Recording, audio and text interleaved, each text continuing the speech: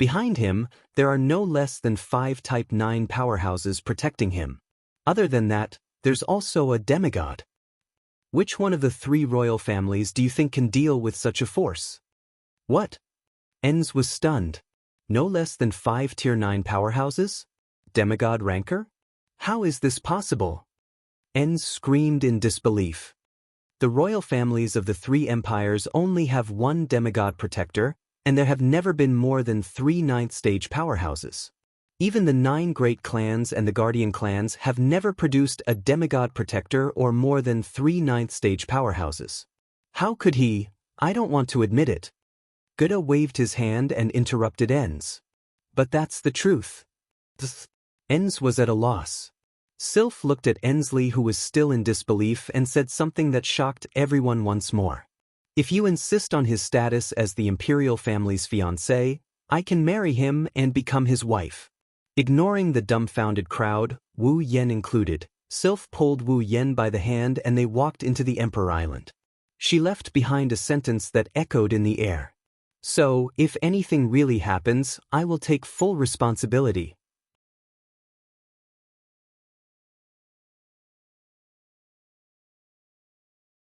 Chapter 1059. Outer Seas, Emperor Island City. This is an ancient city. Perhaps due to its isolation from the rest of the world, the buildings here don't have the same Western style as the buildings on Silveria. Instead, they have an ancient European feel to them. In Emperor Island City, almost all the buildings were made of red or white marble. From afar, they looked like small churches, giving people a sense of holiness. Some of the larger buildings even had the appearance of castles. People who didn't know better would think that this was the residence of an ancient Western European aristocrat. The ground was paved with red bricks. Trees with green leaves lined both sides of the streets. Around the roots of the trees were flower beds. In terms of environment, Emperor Island City was indeed a very beautiful city. The people who lived on Emperor Island were busy outside and inside their houses like ordinary people. Some were fetching water and cooking, some were doing housework, some were setting up stalls, and some were shopping. It was just like an ordinary city, full of life. These people are also members of the Guardian tribe. However, they are different from the Guardian tribe that has been guarding the place of gods since ancient times. These Guardian tribe members are just ordinary people. The members of the Guardian clan were also human beings. Since they were human beings, there would be people with cultivation talent and people without cultivation talent too. In the Guardian clan, only those with outstanding cultivation talent were qualified to guard the place of god spirits. Those without cultivation talent can only be ordinary people or low-level cultivators. They have no choice but to give up their mission and live a peaceful life on Emperor Island. Every household living on the streets of Emperor Island City was made up of these so-called ordinary people and low-level cultivators who had no talent for cultivation.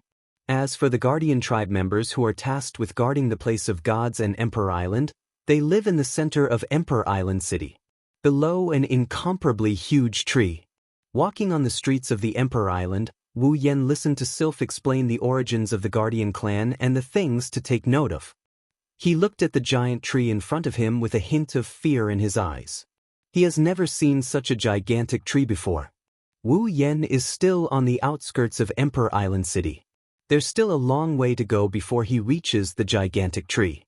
However, from where Wu Yen is standing, he can see the gigantic tree covering half of Emperor Island City.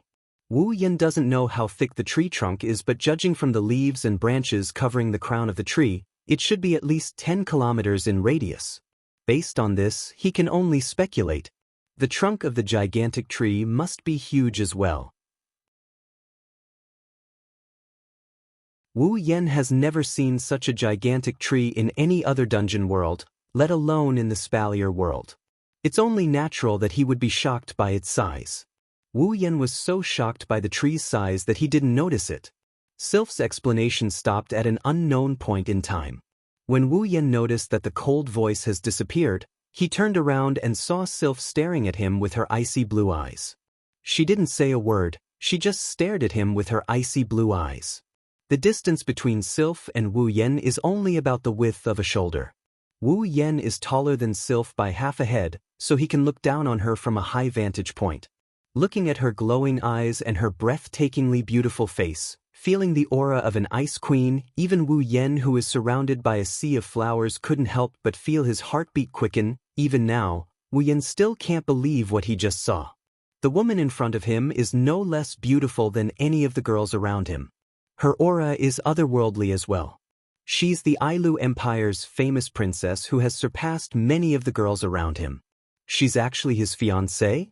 Moreover, this extremely beautiful fiancée in front of him had just announced in front of so many people that she wanted to carry out the marriage contract with him and become a real husband and wife.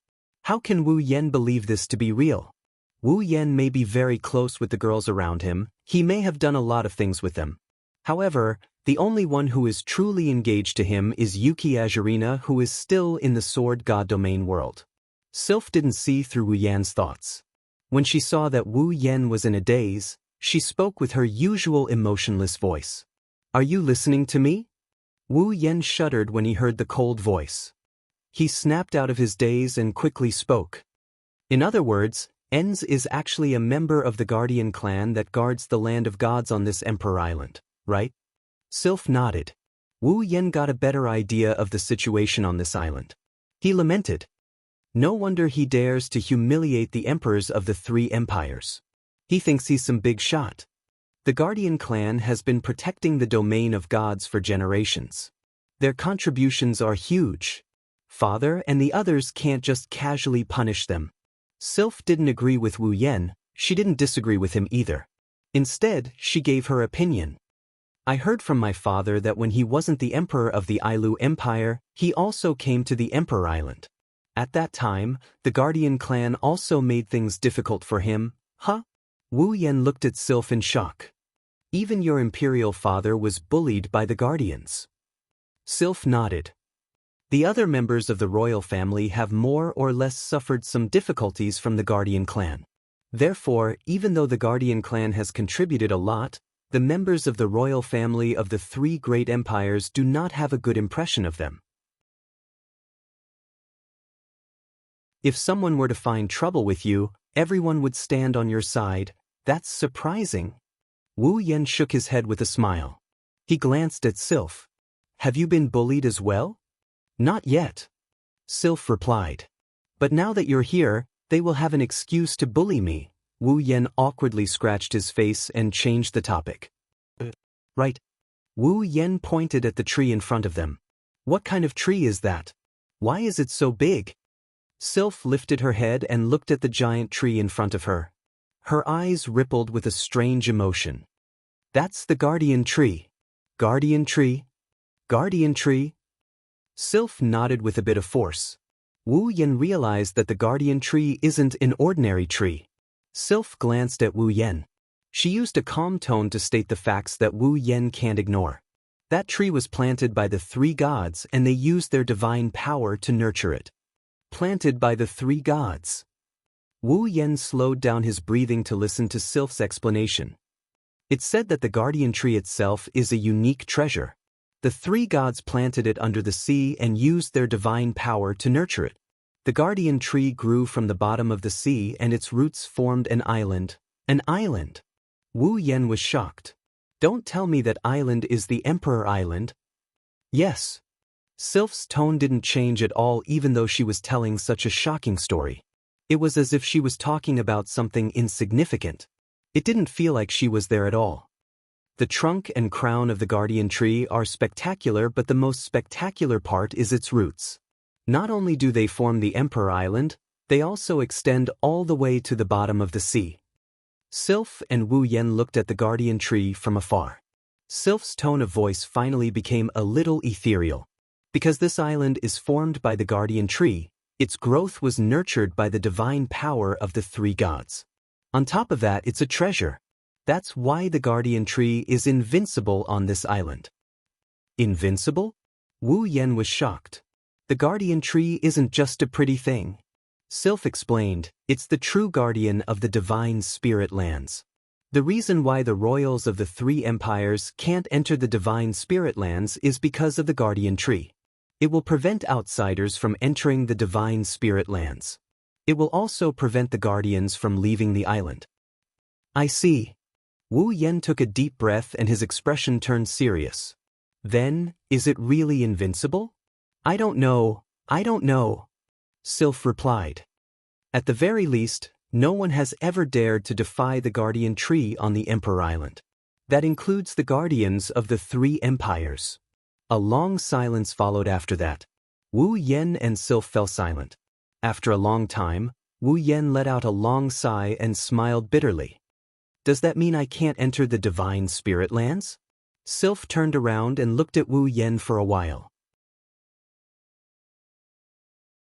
Then, she moved her gaze away and started walking forward. The guardian tree is sentient. When I acknowledged you as my fiancé on the Emperor Island, you are now a member of the Ailu imperial family. You have the right to enter the divine spirit lands. Wu Yen chuckled and he followed Sylph towards the guardian tree.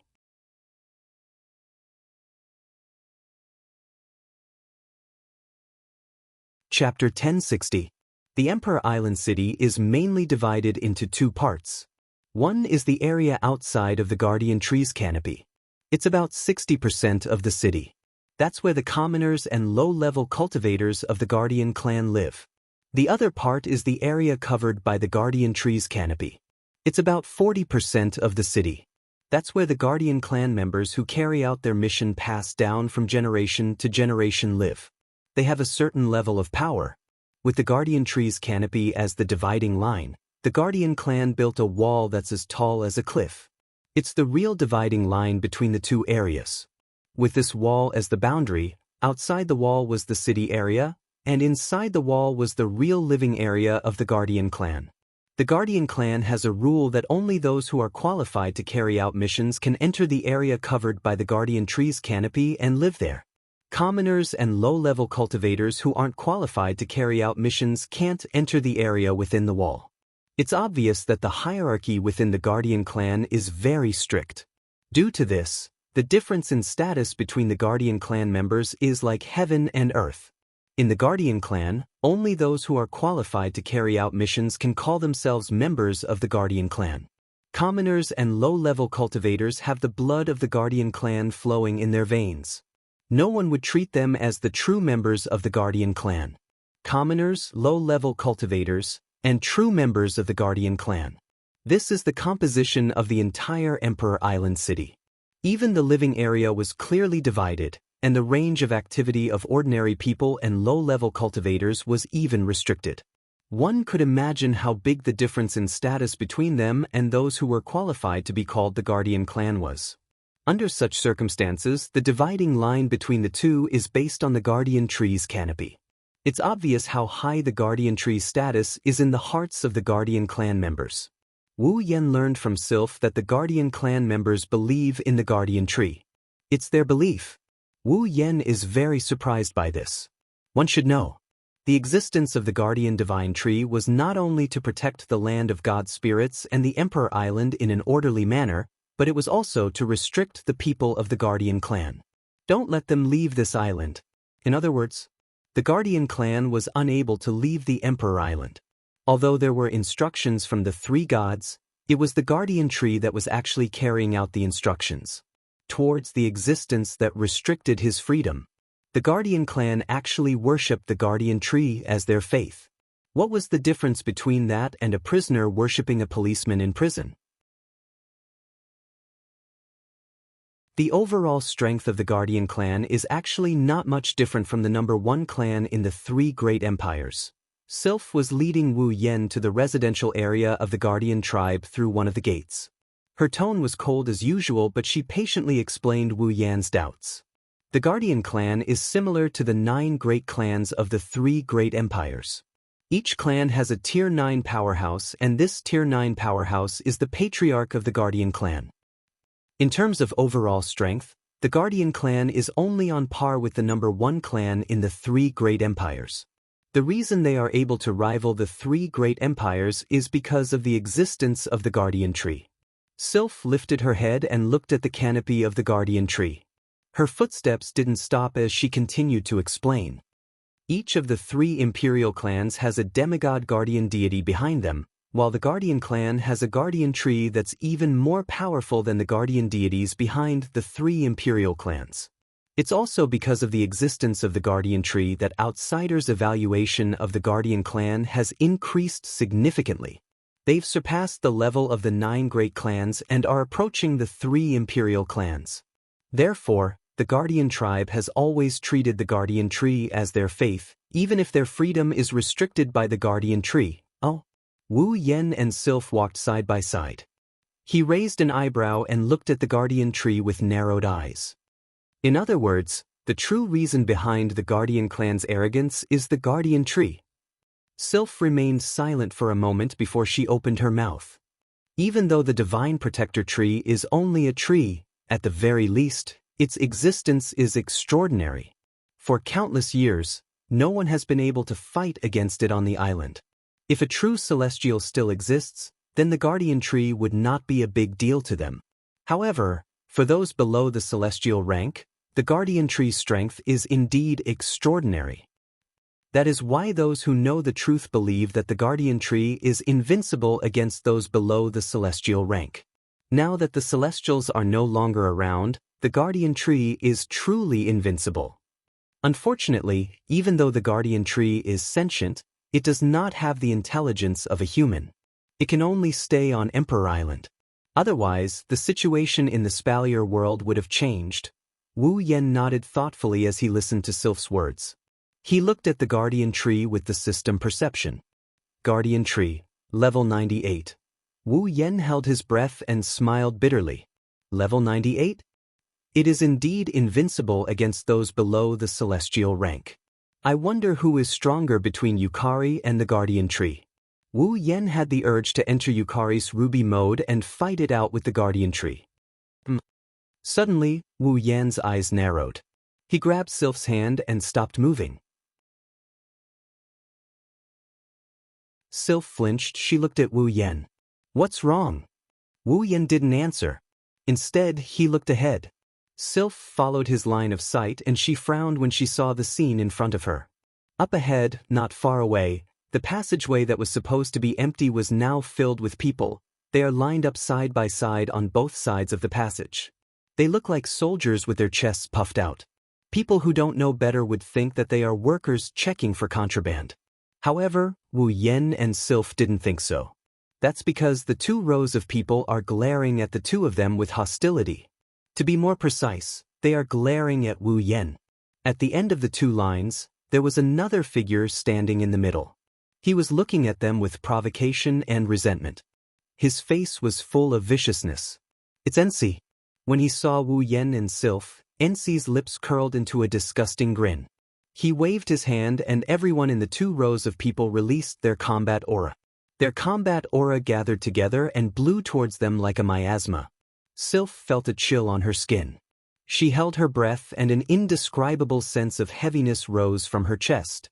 Her weak shoulders felt heavy as if something heavy had been added to them. Even her body felt heavy. If Sylph still doesn't understand what's going on after being treated like this, she would be an idiot. Sylph's breathing quickened and her face turned pale. However, her expression didn't change much. Even her tone didn't change. It seems like they are making things difficult for us earlier than I thought. Compared to the pale Sylph, Wu Yan's expression was calm. He didn't even bat an eyelid. There was even a hint of disdain in his eyes. The 2 rows of people in front of them are mostly peak tier 7 individuals. A few of them are even tier 8 individuals. Although the number of people in such a team was smaller than that of the knights, they had a lot more elites. However, Ensi is well aware that even elites like these can't do much against Wu Yan, who took down the knights unscathed. Thus, he switched to a different method, using Do Chi to oppress the enemy. This way, if Wu Yan makes the first move, Ensi will lose.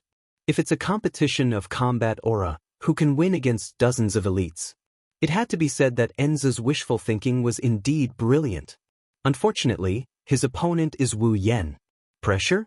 Who can pressure a vampire's primogenitor?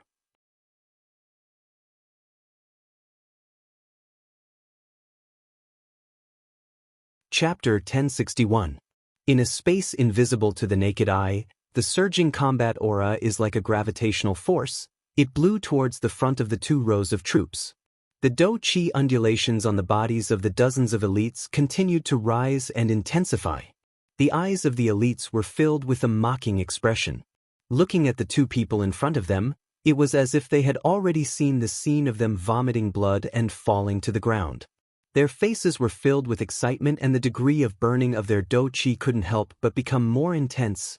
Enz, who was standing at the end of the line, saw Wu Yan's nonchalant expression and his face sank. He clenched his teeth and ignited his combat aura as well. He joined the ranks of the combat aura suppressors. The combat aura's pressure suddenly increased, causing Sylph, who was originally pale, to frown. Her eyes flashed with pain as her body sank lower and lower. Even when she released her mana to resist the pressure, it didn't slow down the process. Sylph's talent is outstanding. She's already a Tier 8 powerhouse at such a young age. However, she's only in her 20s. No matter how talented she is, how can she compete with the Guardians who are in their 70s and 80s? The elites in the 2 rows are all above 30 years old. Most of them are at the peak of Tier 7, but there are also Tier 8 powerhouses who are stronger than Sylph. Enz, who is at the peak of Tier 8, how can Sylph win against them? Moreover, they're not attacking one by one, they're attacking all at once. The combined combat aura suppression is still too much for Sylph to handle. Fortunately, it's only combat aura suppression. If it were a real fight, even 10 Sylphs wouldn't be able to take on the elite troops in front of her. As time passed, Sylph's pale complexion gradually turned rosy. It's not a sign that her condition is improving, it's a sign that her blood chi is surging due to the combat aura suppression. If this continues, she'll definitely vomit blood and collapse to the ground. One can only imagine how arrogant the Guardians are if they dare to make a princess vomit blood and collapse to the ground. When the time comes, all they have to do is to use the excuse of testing the imperial family to fool them. They didn't make a move. However, at that time, the Guardian clan would have to bear Kite's wrath. In Kate's eyes, nothing was more important than his daughter, Sylph. Even if it was the Guardian tribe who had contributed a lot, even if it was the king who was slandered as a fatuous ruler who attacked those who had contributed a lot. Of course, since Wu Yan was here, he wouldn't be able to see Kite lose his temper. Wu Yan raised an eyebrow when he saw Sylph's face turning red. Her blue eyes were filled with pain. Wu Yan glanced at Enzi.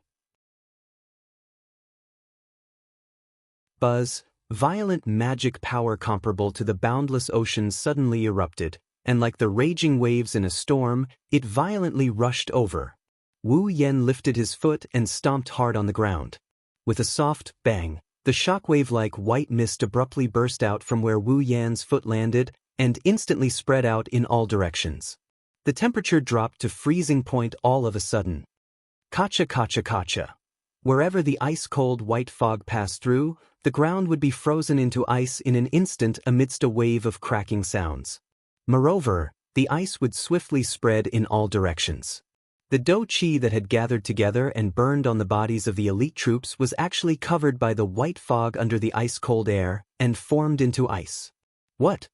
The Guardian tribe's elites turned pale with fright. Just as they turned pale with fright, a white mist containing the temperature of extreme ice blew over their bodies.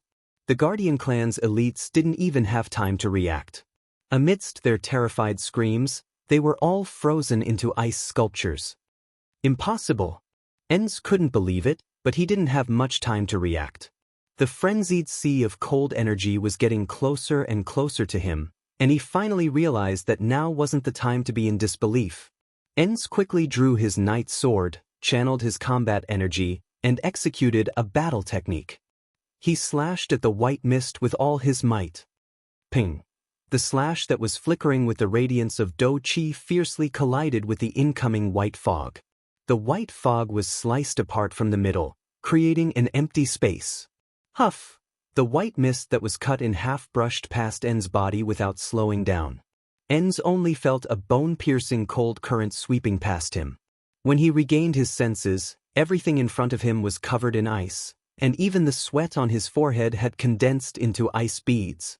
At the scene, only the area where Enz was standing was perfectly preserved. How terrifying! With a swoosh, the color on N's face faded, and a thick paleness covered his entire face, showing his emotions at the moment. Enz subconsciously raised his head and looked at Wu Yan. In the next second, Enz saw Wu Yan's half-smile. That expression was clearly the expression of looking at a loser. N's body trembled, and his eyes were filled with unwillingness, but no matter how unwilling he was, it was useless. After all, it was his idea to use pure Do Qi to make things difficult for them. In this situation, the rules were clear: whoever made the first move would lose. And just now, Enz made his move in order to block Wu Yan's cold current. He not only made his move, but also used his armament and battle technique. He lost miserably. How could this be? Enzi roared. Why is the cold air made up of pure magic power able to freeze people? Using pure magic to create cold current, many ice element mages could do it. But to be able to reach this level of cold current, Enz had never even heard of it. It wouldn't be strange if it was an ice elemental spell, but who could freeze the ground and even the people in their line of sight with the cold air formed by pure mana? A demigod might be able to do it, but Enz would rather die than believe that Wu Yan was a demigod. What Enzi didn't know is that with Wu Yan's ability, no matter how strong his mana is, he can still freeze the ground in his line of sight with his mana. However, he can't freeze a tier 7 or 8 cultivator. That's a feat he can't do. It was all thanks to Aurora and Nagisa that they were able to achieve such a feat. The Enchantress of Ashnice was a primogenitor level familiar to begin with, and the familiar of the strongest vampire primogenitor in the world, the 4th primogenite. It was easy to imagine how strong it was, but after Aurora and Nagisa fused and became one, the Enchantress of Ashnice's power increased by several levels. Among Wu Yan's familiars, Black Dragon's Lightning Trap and White Dragon's Flame are the strongest. However, they are only strong in terms of their abilities. They have lightning that can shatter space and fire that can burn time. That is the true strength of the Black and White Dragons. But if one didn't count in ability, just in terms of strength, the Enchantress of Azure Ice was the strongest. As the master of an ice familiar, Wu Yan's mastery of ice reached an unprecedented level thanks to its help. That's why the scene before them happened. Holding Sylph's hand, Wu Yan walked past the frozen statues that were still in shock. Wu Yan brushed past Enzi's pale face as he continued forward. Enz turned around, his eyes were bloodshot. He couldn't suppress the hatred in his heart any longer. He roared in a frenzy. A roar filled with resentment and unwillingness reverberated in this world of ice, lingering for a long time. Wu Yan held Sylph's hand as they walked behind Wu Yan. Her icy blue eyes rippled as she stared at his tall back. Your mastery of ice has surprised me. Oh? Wu Yan smiled without turning around. If the famous ice princess says so, then it must be true. Sylph lowered her head and whispered. My ice isn't as good as yours. Then I'll be happy. Wu Yan turned around with a gentle smile. I don't want to be weaker than my fiancé, even if it's ice. Sylph's eyes flashed. She looked at Wu Yan's hand and smiled.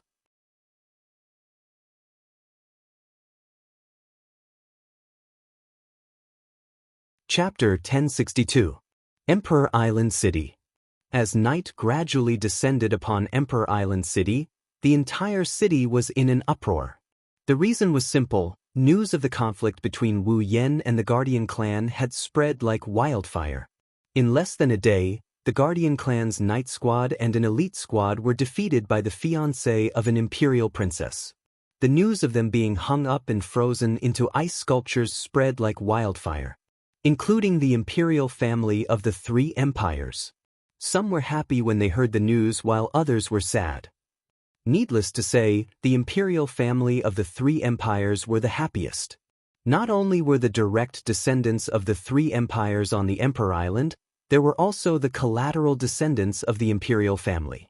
During the time they were on the Emperor Island, the imperial family members didn't have a good time at all. That's because the Guardian clan used the name of supervising the imperial family as an excuse to bully them. They were the imperial family members of the 3 empires, who would dare to bully them outside. However, after coming here, they suffered from the Guardian clan's people making things difficult for them. Unfortunately, the Guardian clan's people used the excuse of supervising the Imperial family's disciples as an excuse and did not directly take action. As a result, the Imperial family's disciples of the three great empires could not do anything even if they wanted to. They held back their anger and were extremely depressed. Now, how could they not be happy when they saw that the Guardian clan had been defeated by a member of the Imperial family? Especially the Imperial family members of the Ailu Empire, they almost worshipped Wu Yan as their idol. After all, he had helped them vent their anger, hadn't he? While the Imperial family members of the three empires were happy, the Guardian clan was enraged. They were trapped on the Emperor Island for the rest of their lives. Their strength was useless and could only be used to guard the illusory land of God spirits. They only had the opportunity to guard the land of God spirits once every 10 years when the land of God spirits was opened. The grievance in the hearts of the Guardian clan grew even stronger. Now that the place of gods had opened with great difficulty, they could finally be put to good use. Moreover, they could make use of this opportunity. They were just venting out the grievances in their hearts, but instead, they were trampled on by someone else. How could the Guardian clan not be angry? They wanted to find trouble with Wu Yan, but even 100 knights of at least the 7th step and a few dozen elites of at least the peak of the 7th step had been defeated by Wu Yan. Enz, who was at the peak of the 8th step, couldn't do anything either. His face was as black as charcoal for the whole day. What could they do? In fact, there were many people from the Guardian clan who simply didn't believe that a 20-something-year-old man could single-handedly defeat a knight team consisting of 100 powerhouses of at least the 7th step and a few dozen elites of at least the peak of the 7th step.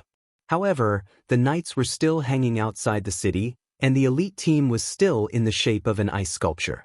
They had no choice but to believe it. Therefore, the people of the Guardian clan could only clamor verbally, but all of them were cowards.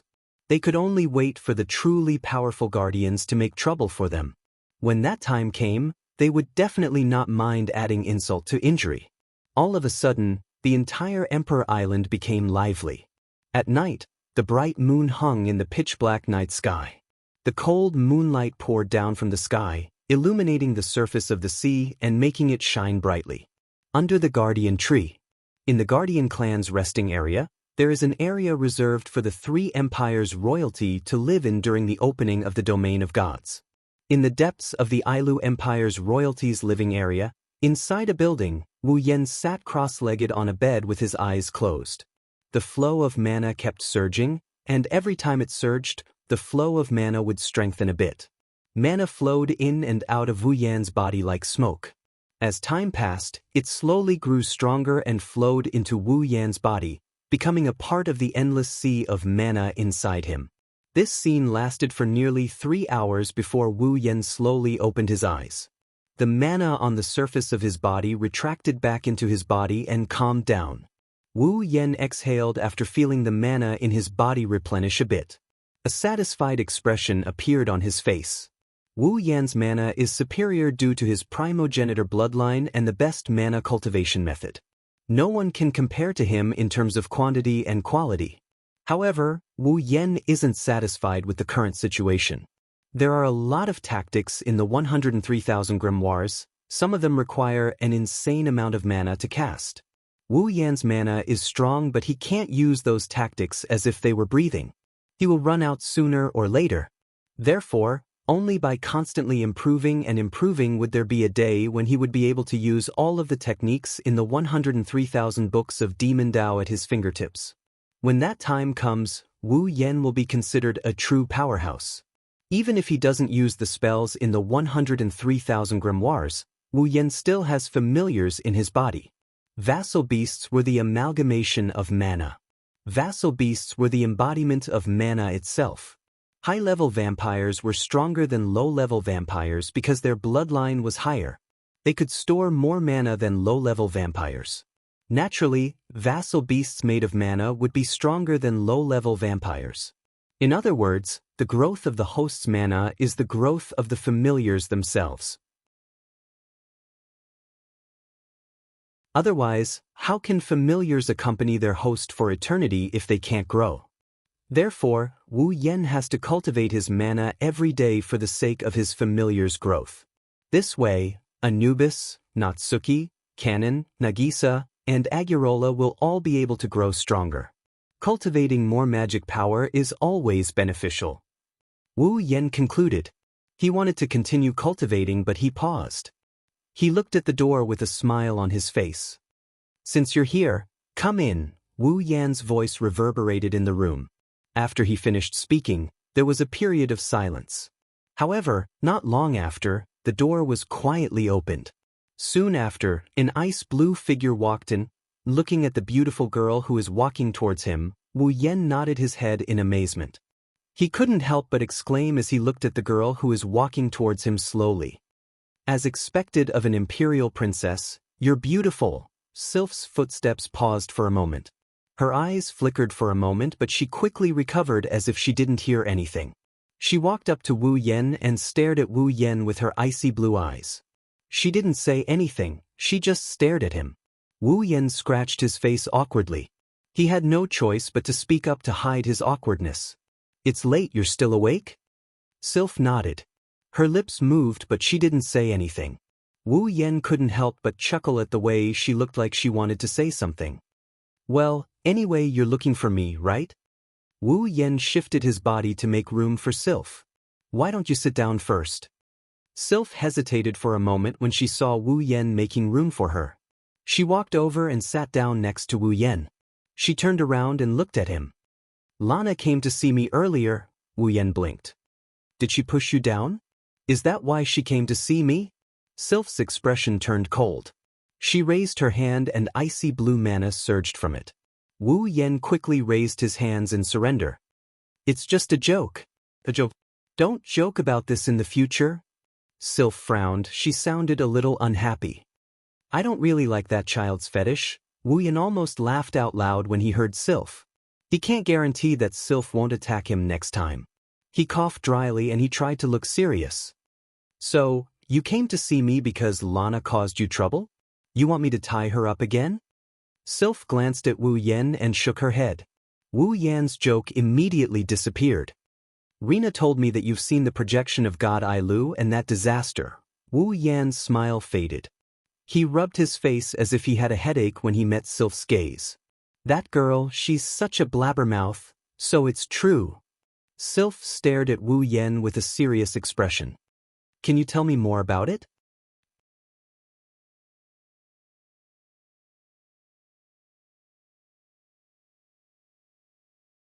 Chapter 1063. The night is getting darker. Wu Yen and Sylph sat side by side in the room. The room was illuminated by the magic lamp on the ceiling. Sylph, who has been sitting beside Wu Yen for quite some time, didn't say anything. She stared at Wu Yen with her icy blue eyes. She listened to Wu Yen talk about how he got the 3 rings left behind by AI Lu, how he met AI Lu's projection in the treasury, and how he got the Ring of Power and the Great Calamity. Wu Yan's voice reverberated throughout the room. Sylph's expression remained as cold as ice. She didn't show any signs of emotion when she heard what happened. However, if one were to look closely, one would notice a slight fluctuation in Sylph's eyes. Her heart isn't as calm as it seems. After a long time, Wu Yen finally told her everything. He exhaled and sighed. "That's why I came to the domain of gods to see if the key to the Ring of Power is here." Wu Yen pursed his lips and smiled bitterly. "If it's possible, I really hope that I can't find the key to the Ring of Power in the land of gods. That way, I can prove that the disaster Ailu's projection mentioned is just a lie. There's no need to cause so much trouble." The ripples in Sylph's eyes slowly calmed down. After a moment of silence, she said softly, "So, you've been carrying such a heavy secret all this time." "Carrying?" Wu Yen shook his head and chuckled. "Carrying? Don't think too highly of me. I don't have the heart to save the world." It was Sylph's turn to be stunned. "Then why are you still running around for the sake of the Great Calamity?" Wu Yen shrugged and turned his head away. "Since you're a god tier, there's no need to joke around with the younger generation. As for me, I just don't want to lose a good place to stay." He shifted his gaze to the window and looked at the night sky.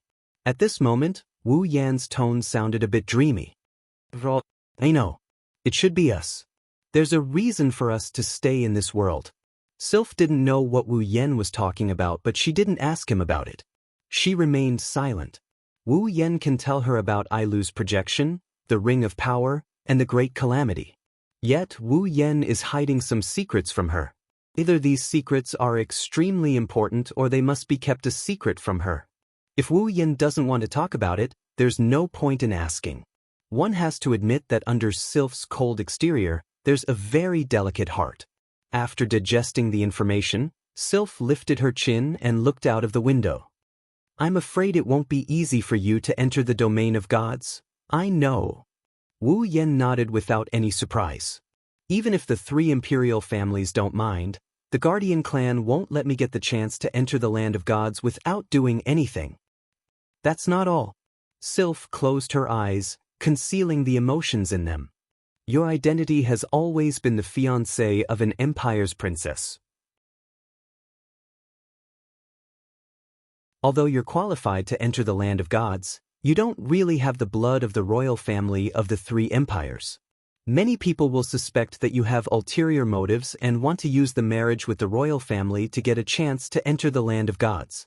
The Guardian clan only needs to add oil to the fire and the royals will side with them. Wu Yan shifted his gaze to Sylph. Am I right? Yes, I will report this matter to Imperial Father. His Majesty Geda and His Majesty Vea as well. Sylph didn't beat around the bush. With the support of the 3 emperors, the royals of the 3 empires should be fine. What about the Guardian clan? Are you going to tell them about this as well? Wu Yan asked his own question. When the time comes, they will think that I'm using this as an excuse to enter the domain of gods. Don't worry. You don't have to worry about that, Sylph said. There are still rational people among the Guardians. I'm sure Father and the others will deal with this matter properly once they know about it. That would be a great help. Wu Yan crossed his arms and placed them behind his head. To Sylph. As expected, every successful man must have a woman who supports him. Sylph, I'm sure you will be a good woman in the future. Sylph looked at Wu Yan and after a while, she said something that made Wu Yan's smile freeze. There are already many good women supporting you behind your back. Ma, of course I know that. Wu Yan laughed dryly and he mumbled. I'm just surprised that you can stand behind a man and support him. Sylph didn't say anything. Indeed, Sylph's image is that of a cold, independent woman. Sylph is the most outstanding prodigy in the Ailu imperial family. She's a young girl, but she's much more outstanding than the men in the imperial family. Even in the Spalier World Academy, where geniuses are everywhere, Sylph is better than the princes of the other 2 empires. She's the strongest student in the Spalier World Academy. If Wu Yan and the others didn't appear out of nowhere, Sylph would be the most outstanding prodigy in the Spalier world. Plus, Sylph is famous for her cold personality. She's beautiful, strong, elegant, and has a strong background. There should be a lot of men who want to conquer her. After all, conquering a young girl like her is a great accomplishment. Who would have thought that such a valiant and cold girl would one day stand behind a man and silently support him? That's probably harder than conquering this girl. Of course, Sylph was aware of the thoughts of the others. She simply replied with a simple sentence. No matter how cold a woman is, she's still a woman. Wu Yan looked at the expressionless Sylph in shock. He couldn't believe that those words came out of Sylph's mouth. Sylph had a look of surprise on her face. She didn't know why she said something like that. Wu Yan chuckled when he saw this. He laughed in a very joyful manner. Wu Yan felt like the distance between him and Sylph got a lot closer after he said those words. That's right, even if she's Sylph, she's still a girl. Wu Yan lamented for a bit before he giggled. Well, you're right, no matter how cold a woman is, she's still a woman. Wu Yan raised an eyebrow. But it's still too early for you to say that. Right now, you're just a girl. Sylph narrowed her eyes and turned to Wu Yan. Are you saying that I'm not mature enough? I didn't say that. Wu Yan shrugged with a smirk. Maturity has nothing to do with whether you're a woman or not. Sylph, you're pretty cute for saying something like that? Sylph ignored Wu Yan's last sentence and asked. Then what kind of woman is a woman in your eyes? That's hard to say. Wu Yan scratched his cheeks and he laughed out loud. At the very least, a person who didn't even give her first kiss can't be considered a woman. Wu Yan froze when he heard Sylph's words. An ice-cold pretty face was imprinted in his wine-red eyes. Immediately, it was magnified in his eyes. Finally, a pair of icy blue eyes met with his a few centimeters away. At the same time, Wu Yan felt something cold and soft on his lips. Wu Yan was stunned when he felt the softness on his lips. His mind went blank as he stared at the beautiful face in front of him. Sylph's lips parted from Wu Yan's. She looked at Wu Yan and said, "Now, I'm qualified to be called a woman, right?" Sylph turned around and left the room. Wu Yan was left alone on the bed. He didn't regain his senses for a long time.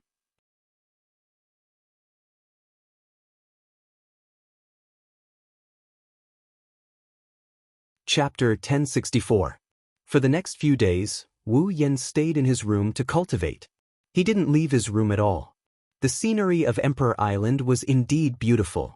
If he could take advantage of his free time to take a stroll around the streets, it would be a very worthwhile thing to do. Many members of the Three Empires' imperial families did the same. Wu Yan also wanted to take a stroll around the Emperor Island, but Sylph persuaded him to stay. The Emperor Island is beautiful, but it is still the Guardian tribe's territory. Given Wu Yan's grudge with the Guardian tribe, he'll definitely run into a lot of trouble if he goes out. Wu Yan doesn't care about this, but Sylph thinks it's best to avoid it if possible. Trouble will always be trouble. Even if she's not afraid of it, it's better to avoid it. Besides, Wu Yan didn't come here to pick a fight with the Guardian tribe. He has more important business to attend to. Since Sylph said so, Wu Yan had no choice but to stay in his room. Aside from eating and sleeping, he spent most of his time cultivating. He also spent the rest of his time with Sylph. Wu Yan is not sure if it's because of Sylph or because of his title as her fiancé. Wu Yan and Sylph didn't get along well. They are living under the same roof. At the same time, Sylph didn't leave her room either. She didn't know if it was because of the sudden kiss or because she caused Wu Yan to be unable to go out. She either stayed in her room to cultivate like Wu Yan or spent her free time chatting with Wu Yan. Even though Wu Yan didn't leave the house, he enjoyed his time with Sylph. His interactions with Sylph became more and more natural as well. They are no longer unfamiliar with each other. The relationship between the two of them also became quite good all of a sudden. They really looked like a fiancé and fiancée. On the surface, Sylph is still as cold as ever. She didn't change much when she interacted with Wu Yan. Even the tone of his voice was still as cold as before. However, if someone observes Sylph closely, they'll notice some small changes.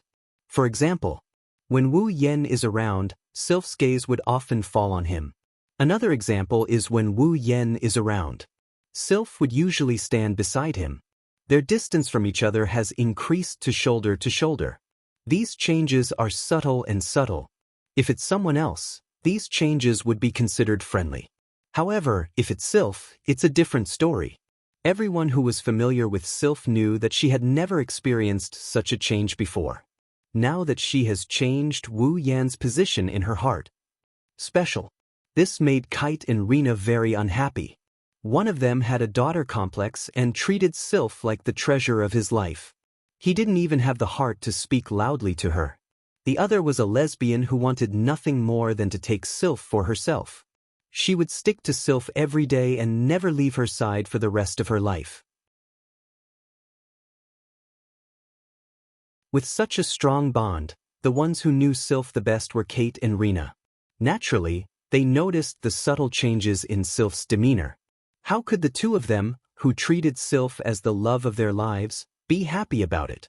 They were even worried that if this continued, the two of them who were living under the same roof would sooner or later end up on the same bed sheet. Kite and Rena couldn't remain calm anymore. Thus, the two of them would go to Wu Yan and Sylph's place every other day. Even if they don't have time, they would squeeze in some extra time.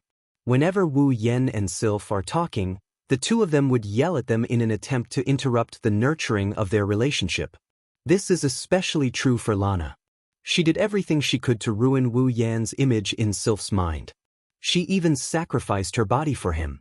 She would sneak into Wu Yan's bed while he was asleep and yell about molestation. She would also run naked into Wu Yan's arms while he was taking a bath. She would complain to Wu Yan that Wu Yan peeked at her while she was taking a bath. Sometimes, she would even seduce Wu Yan in front of Sylph. She would even give her first kiss to Wu Yan. Fortunately, Sylph already knew what kind of person Lana is. She got a good idea of Wu Yan's character and she exposed Lana's schemes. Otherwise, Wu Yan would have no choice but to jump into the Yellow River no matter how white he is. However, with this little brat making a ruckus every day, Wu Yan and Sylph, who are cooped up in the house, didn't feel bored at all. Because of this, they started to share more and more common thoughts. Their feelings for each other grew even stronger. Lana suffered a double loss in the process. She cried a lot of times. Even so, she didn't seem to be tired of it. It seems like she's planning to fight a protracted war. Wu Yan and Sylph couldn't do anything about it, but they could only let the little brat do as she pleases. It's a good way to pass the time. Of course, while they're fooling around, the proper business is also proceeding in an orderly manner. Sylph's efficiency is very high. She's already reported everything she got from Wu Yan to the three emperors of Kate, Geta, and Wea without missing a single word. It's no surprise that such a shocking secret shocked the three emperors. At first, they didn't really believe it. It's not that they didn't believe Wu Yan's words. It's just that this matter is too unbelievable and too shocking. Anyone who hears it would be suspicious. Only a special person like Sylph would choose to believe Wu Yan without hesitation. However, after they personally went to Wu Yan and asked him about the whole matter and saw the ring of power that looks exactly like the ring of authority, the three emperors had no choice but to believe Wu Yan's words. Realizing that the situation is more serious than they thought, the three emperors immediately took action. Kate, Geta, and Wea didn't reveal the specifics of what they're going to do. However, they've already reported this matter to the three emperors of the three empires. If the great calamity mentioned by a god-level expert was true, then it wasn't something that people at their level could deal with. At the very least, it's necessary for the demigods to take action. As for the reaction of the three emperors, Kate and the other two emperors might know. However, Wu Yan has no way of knowing. He didn't care either. He's already done his best, so it doesn't matter how others react. He just needs to do his own thing and continue living his comfortable life. However, Wu Yan didn't expect the emperors of the three empires to come to Emperor's Island as well.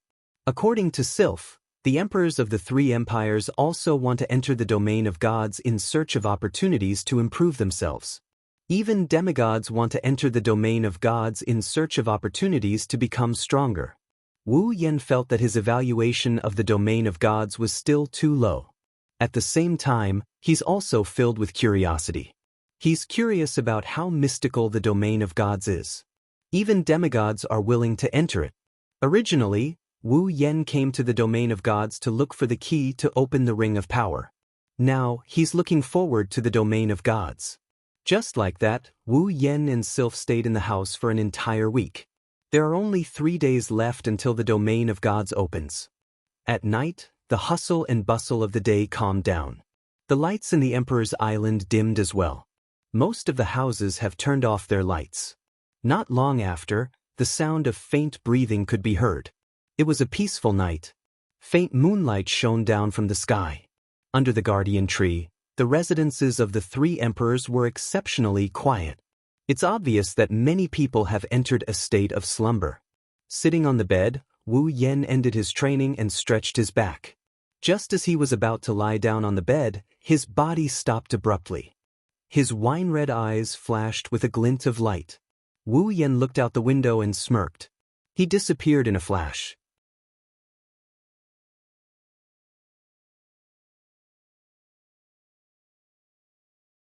Chapter 1065. Emperor Island City, Under the Guardian Tree. Under the Guardian Tree's gigantic tree trunk, there was a wide platform. The platform was made of white rocks and was about 1/3 the size of the Guardian Tree's trunk. It could fit at least 1,000 people. It was quite spacious. The rocks that make up the platform look weak, but they are made of special ores. They are extremely hard, even a Tier 8 powerhouse would find it hard to leave a mark on them. Therefore, this platform was usually used as a training ground for the outstanding disciples of the Protector clan. It had existed for a very long time, almost as long as the Divine Protector tree. Of course, after so many years, no matter how hard the platform is, it's hard to guarantee that it won't be damaged. It has been repaired many times, but it's still a very special place. It wasn't only because it could provide a good battlefield, it was also because it had the longest history other than the Guardian Tree on the Emperor Island. Perhaps it was due to frequent maintenance. The surface of the platform was very smooth. There was very little dust on it. Under the moonlight, it even shone with an ivory luster. It looked like a large gemstone, bright and beautiful. The leaves of the Guardian Tree fell on it and added some shade to the ivory luster. It was a rather beautiful painting. The surroundings were completely silent and there was not even the slightest bit of sound. Only the sound of the wind continuously reverberated and brushed against the smooth surface of the platform, bringing with it quite a number of green leaves. When this gust of wind stopped, there was already an additional figure on the platform. Looking at the wide platform under his feet, even Wu Yan couldn't help but marvel at the size and appearance of the platform. He started walking. On the platform like he's taking a stroll. With a series of light and rhythmic footsteps, he walked forward. Looking ahead, Wu Yan slowly walked towards the Guardian Tree's trunk. The Guardian Tree's trunk is boundless. Wu Yan can't see the end of it. It makes him wonder if he's actually walking forward. However, Wu Yan's main goal is not to take a look at the Guardian Tree. It's a figure standing under the Guardian Tree with his hands behind his back facing him. He narrowed his eyes and continued walking forward until he was about 10 meters away from the figure. Seeing the figure's back gradually getting clearer and bigger under his gaze, he continued walking forward until he was about 10 meters away from the figure. Only then did he stop and look at the other party. At this moment, the other party's seemingly thin and weak figure was actually releasing a little bit of magic that couldn't be ignored. It's because he sensed the faint but strong magical energy that Wu Yan left his room and came here. It's not that Wu Yan is too curious. He wanted to get closer after sensing the fluctuation of magical energy, but the way the figure is releasing magical energy is too special. It's so weak that it can't be detected, but it has a strong presence. It's probably done on purpose. This was because only existences at the same level or stronger than the other party would be able to sense the magic released in such a manner. It's very obvious. The figure is inviting someone. He's inviting someone who can sense his magical energy to come. And this person is most likely Wu Yan.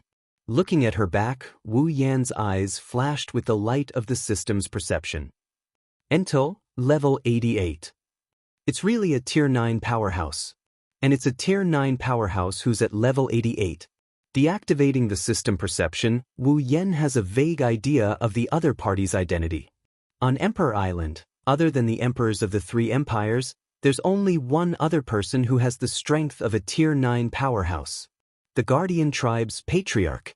In an instant, Wu Yan has a lot of guesses in his mind. His gaze on Entel also gradually sharpened. Perhaps sensing Wu Yan's gaze, the other party finally turned around. An ordinary yet dignified face was exposed to the air. At the same time, an oppressive and steady voice resounded on the silent platform. To be able to sense my presence from such a distance. Entel calmly opened his mouth. His gaze met Wu Yan's. Looks like the rumor of Princess Sylph's fiancé being a Tier 9 powerhouse is true. Hearing this, Wu Yan revealed a gentle smile. Under the influence of the night and the atmosphere, he looked a bit unruly. Yet he still spoke like this. Compared to you, I'm still far from being able to compare. You don't have to belittle yourself. Entel shook his head. His face that looks like he's in his 40s or 50s with wrinkles around his eyes tensed up. Throughout the history of the Spalier world, even the most talented person at your age couldn't achieve even half of your current strength. You're the first in history. I'm afraid there won't be anyone like you in the future. You're overestimating me. I only managed to get to where I am today with a bit of luck. I can't be considered a genius. There are plenty of people more talented than me out there. Wu Yan didn't take Entel's flattery seriously. Wu Yan knows his limits. He knows that if he didn't have the help of the system's EXP system, reaching Tier 7 by now would be a pretty good feat. It doesn't matter if Entel really thinks he's an unprecedented genius or not. Wu Yan didn't think much of it. Genius or not, it doesn't matter to him. If he could live a peaceful life with the girls, he would be willing to give up all his power. From the beginning to the end, the only reason he wanted to possess power was to achieve this goal. Power, to Wu Yan, is just a means to an end. If he can achieve his goal, then he doesn't need it. Plus, he's not wrong. There are plenty of people more talented than him out there. Mikoto is only 15 years old and she's already a Tier 9. Kotori is a bit younger than her, but she's also a Tier 9. Then there's Toka. Even though she doesn't know how old she is, she shouldn't be older than Wu Yan. Chuju, Shoko Misaki, Kurumi, Yoshino, Kinoda Sai, Frenda, Takitsubo Riku and the others. None of them are over 20 years old, but they're all at the peak of Tier 8. When they reach Tier 9, they'll be younger than Wu Yan. Of course, there are other factors that contributed to this. For example, the fairies were born with a certain degree of power. They are considered special existences. Even if you take away these factors, Wu Yan doesn't think he can compare to them. Wu Yan is the only one who knows what kind of talents the girls around him have. Compared to the girls around him, Wu Yan is nothing. That's why he's been working so hard to catch up. He wants to be able to stand in front of the girls and protect them from the wind and rain. As for whether they're talented or not, that's not worth anything to Wu Yan. Entel could hear the indifference in Wu Yan's tone. There's a hint of admiration and surprise in his eyes. He asked himself if he was in Wu Yan's shoes. If he was in Wu Yan's shoes and had the same level of power at his age, he would be proud and arrogant. In Entel's mind, Wu Yan's image is the same as well. But now, it seems like the young man in front of him isn't as simple as he thought. With this thought in mind, Entel didn't hide his thoughts and directly spoke out in praise. With such a mentality and strength, I more or less understand why you've achieved so much. It's no wonder King Kite values you so much. It's also no wonder Princess Sylph was willing to marry you. Very good. Very good. If the Guardian tribe knew about Entel's evaluation of Wu Yan, it would cause an uproar. Even a genius like Princess Sylph was only given a not bad evaluation by their patriarch. This also proves that Entel truly views Wu Yan as someone on the same level as him. Wu Yan chuckled and asked, "Did you ask me out just to praise me?" "Of course not. Of course not." Entel chuckled, his tone sinking as a berserk mana burst out from his body. "Entel, this is my son."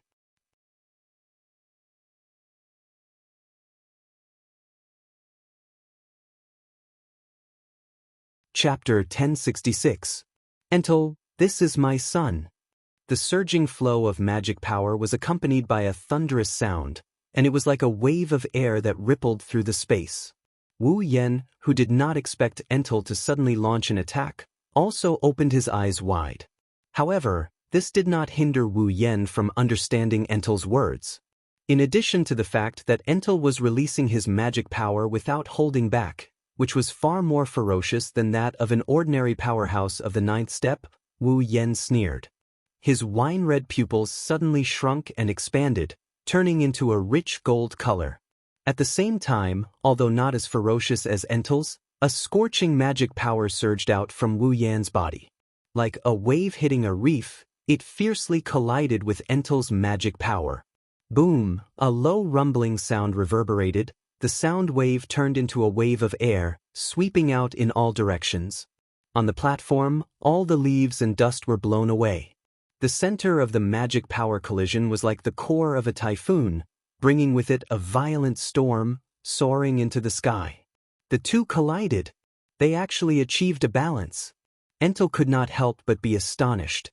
He was a powerhouse who was about to reach the peak of the 9th step.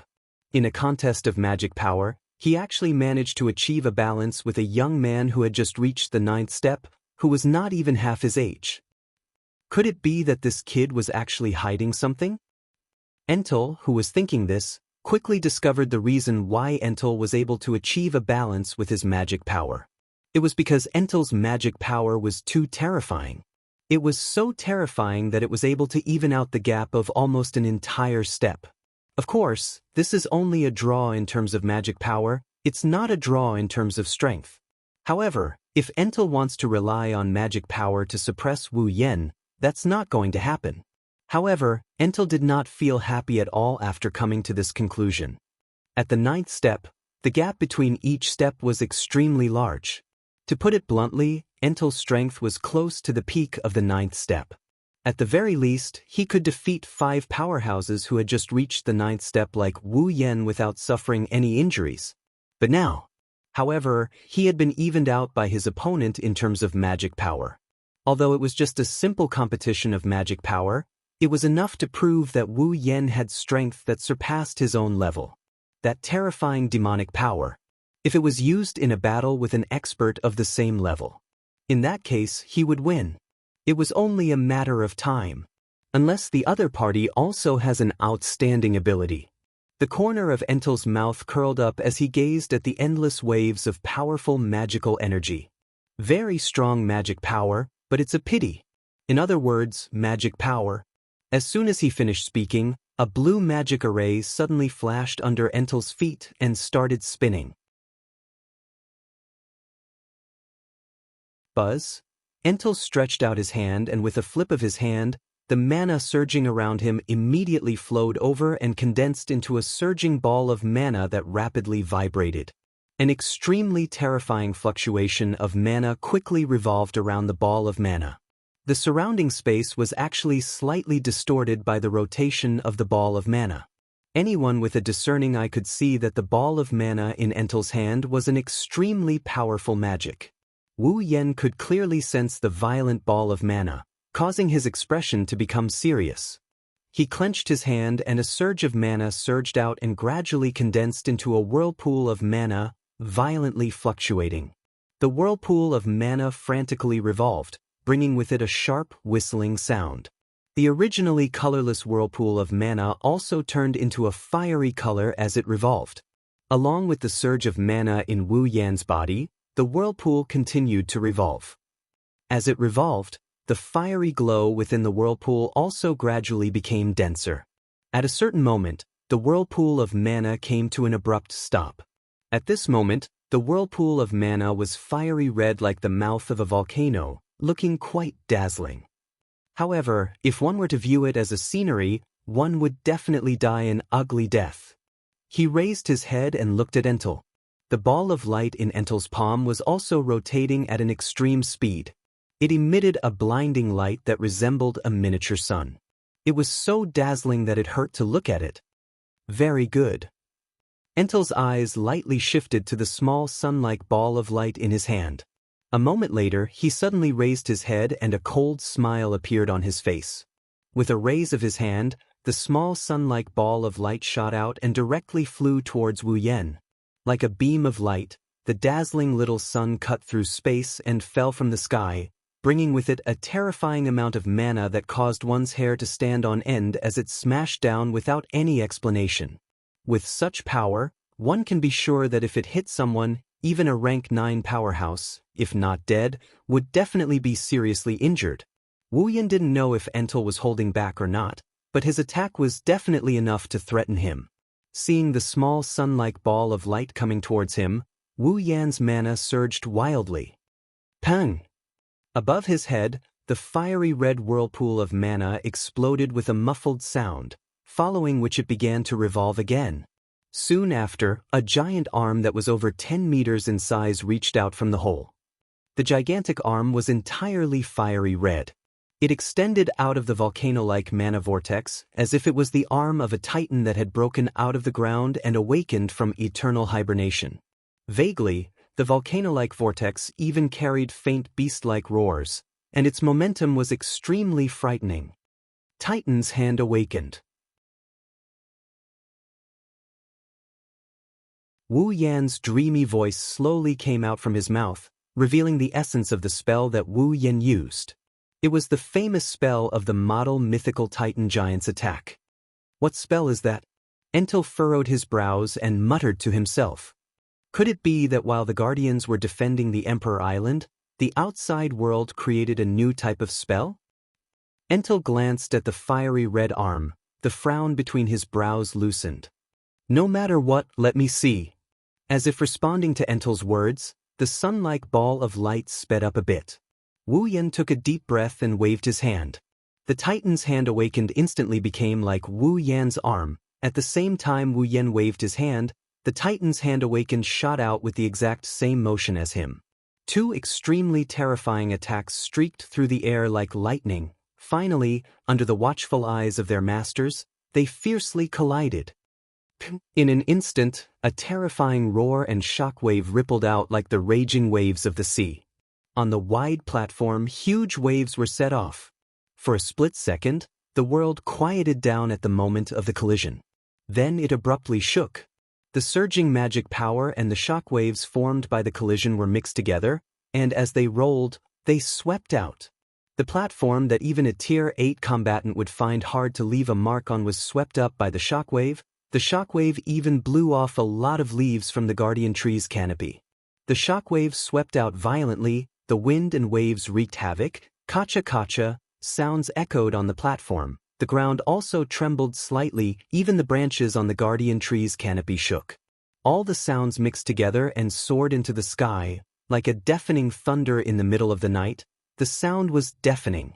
Many royals of the three empires and the guardians were awakened from their sleep by this thunderous sound. One after another, they poked their heads out of their windows in surprise. Unfortunately, the two sides involved in the battle were quite far away from the residential area. They couldn't discover anything. They could only treat it as a thunderclap and go back to sleep. Of course, there was also a portion of people who faintly sensed something. The shockwave lasted for a full 10 minutes before it gradually subsided, and within the city, the heavens and earth also gradually returned to a state of silence. However, that incomparably sturdy platform at the center of the collision had an entire layer removed. Even a Tier 8 powerhouse would find it difficult to leave a mark on the platform, but a layer of the surface had been torn off in the collision. Such a terrifying destructive force, if it had been triggered elsewhere, it would not have been as simple as tearing off a layer of rock. As the shockwave that filled the sky slowly subsided, the figures of the two combatants in the battle were revealed. Both of them didn't have any injuries on their bodies, as if the previous scene didn't happen at all. However, upon closer inspection, one could see that Entel's expression was calm, while Wu Yan's expression was grave. Obviously, in this collision, Entel had the upper hand.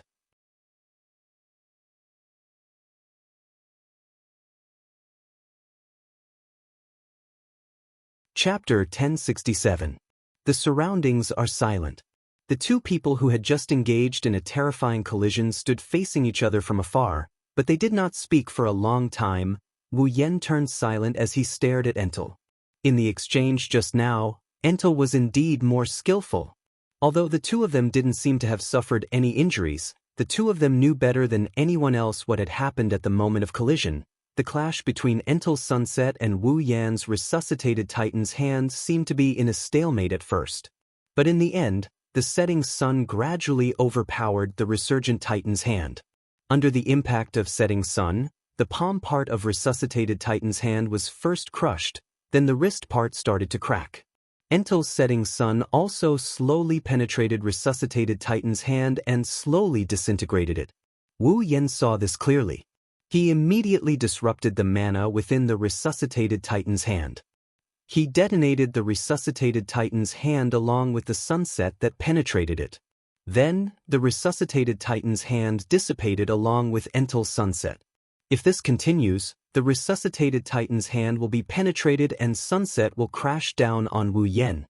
With Wu Yan's power, he could probably nullify the sunset strike that lost most of its power when it clashed with the Titan's hand. Regardless, Wu Yan lost the previous exchange even if he didn't take any damage. Wu Yan truly felt it. Entel. How strong is he? Level 88. He's only one level away from reaching the peak of Tier 9. He's qualified to become a demigod. If such a strong person came to Silveria, excluding Wu Yen and company, Entel would be invincible against anyone below the demigod rank. Even if Wu Yan's group is included, Flandre-chan was probably the only one who could suppress Entel. Ikaros and Astria were probably the only ones who could put up a fight against him. No one below demigod rank is a match for Entel. Not even Wu Yen. The Resuscitated Titan's Hand is a spell that imitates the attack of the mythical titan. Even if it's not as strong as the real deal, it's still better than magic.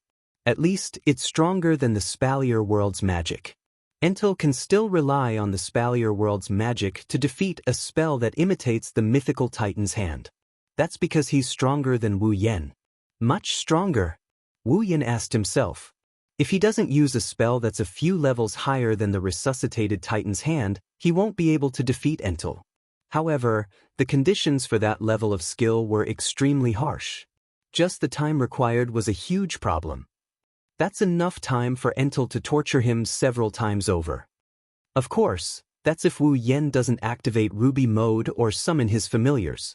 If he does, the victor will be decided. That's hard to say. If he activates Ruby Mode, he doesn't need to say anything. He doesn't need Yukari.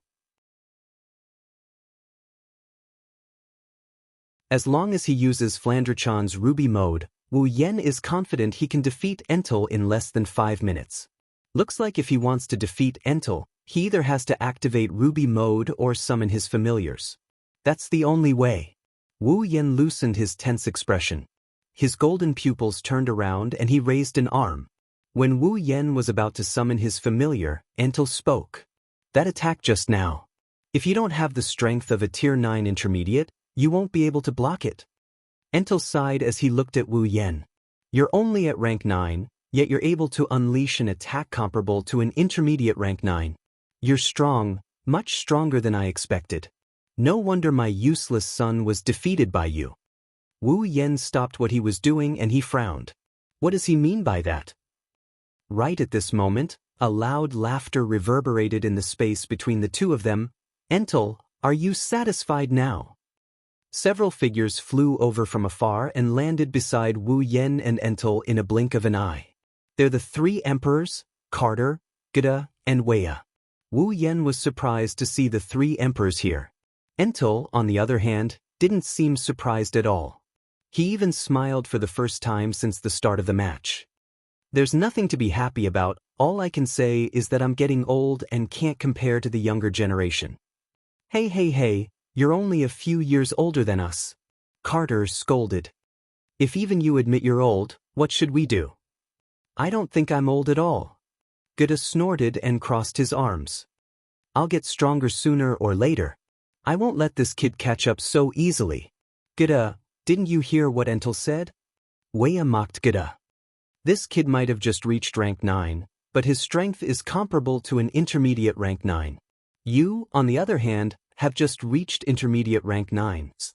Geda choked and couldn't say anything. Carter and Weia laughed at the same time. Even Entel was laughing along with them. Wu Yen was at a loss when he saw Entel laughing with the 3 emperors. You. Young friend Wu Yen, please forgive my rudeness. Entel turned around and lowered his head to Wu Yen to apologize. I heard that an extremely young Type 9 powerhouse had come to the Emperor Island and even taught my useless son a lesson. That was why I wanted to test him out. Please don't take it to heart. Wu Yen blinked and shook his head. He didn't know whether to laugh or cry. In other words, the attack just now was just a joke. Of course not. Entel's expression turned serious.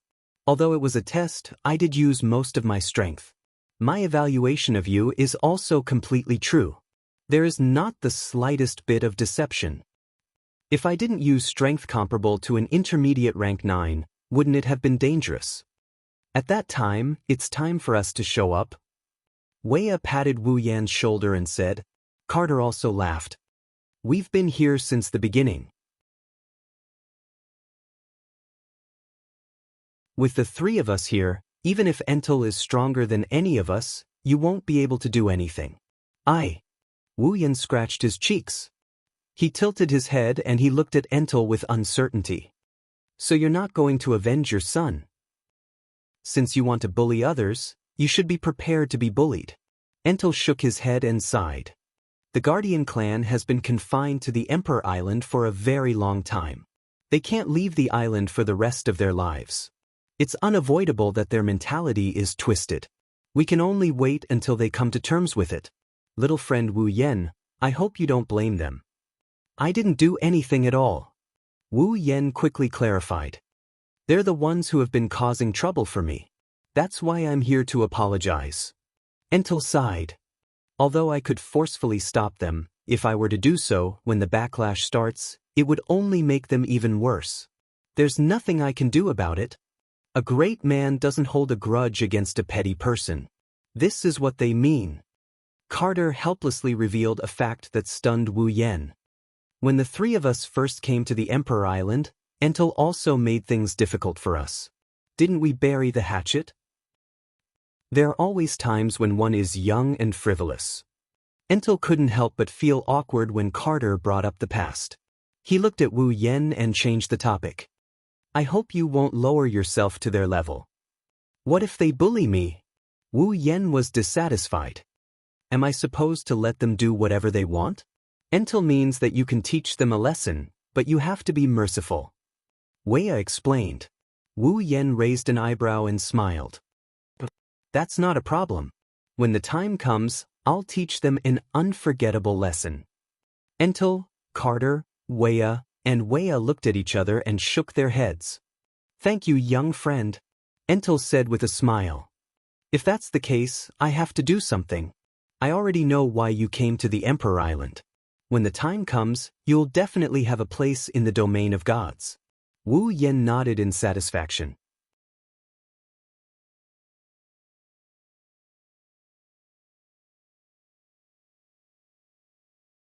Chapter 1068.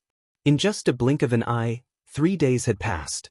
The Emperor Island city had finally welcomed the day when the land of gods would open. Today, in the Emperor Island city, whether it was the members of the imperial family or the Guardian clan, everyone had woken up earlier than usual. This included the ordinary people and low-ranking cultivators who lived in the Emperor Island city. The reason the Guardian clan had been confined to the Emperor Island was to protect the Divine Spirit Land. Now that the Divine Spirit Land had finally opened every 10 years, it was understandable that the members of the Guardian clan wanted to witness the opening of the Divine Spirit Land with their own eyes. Therefore, every household in the Emperor Island city stood on the streets and looked up.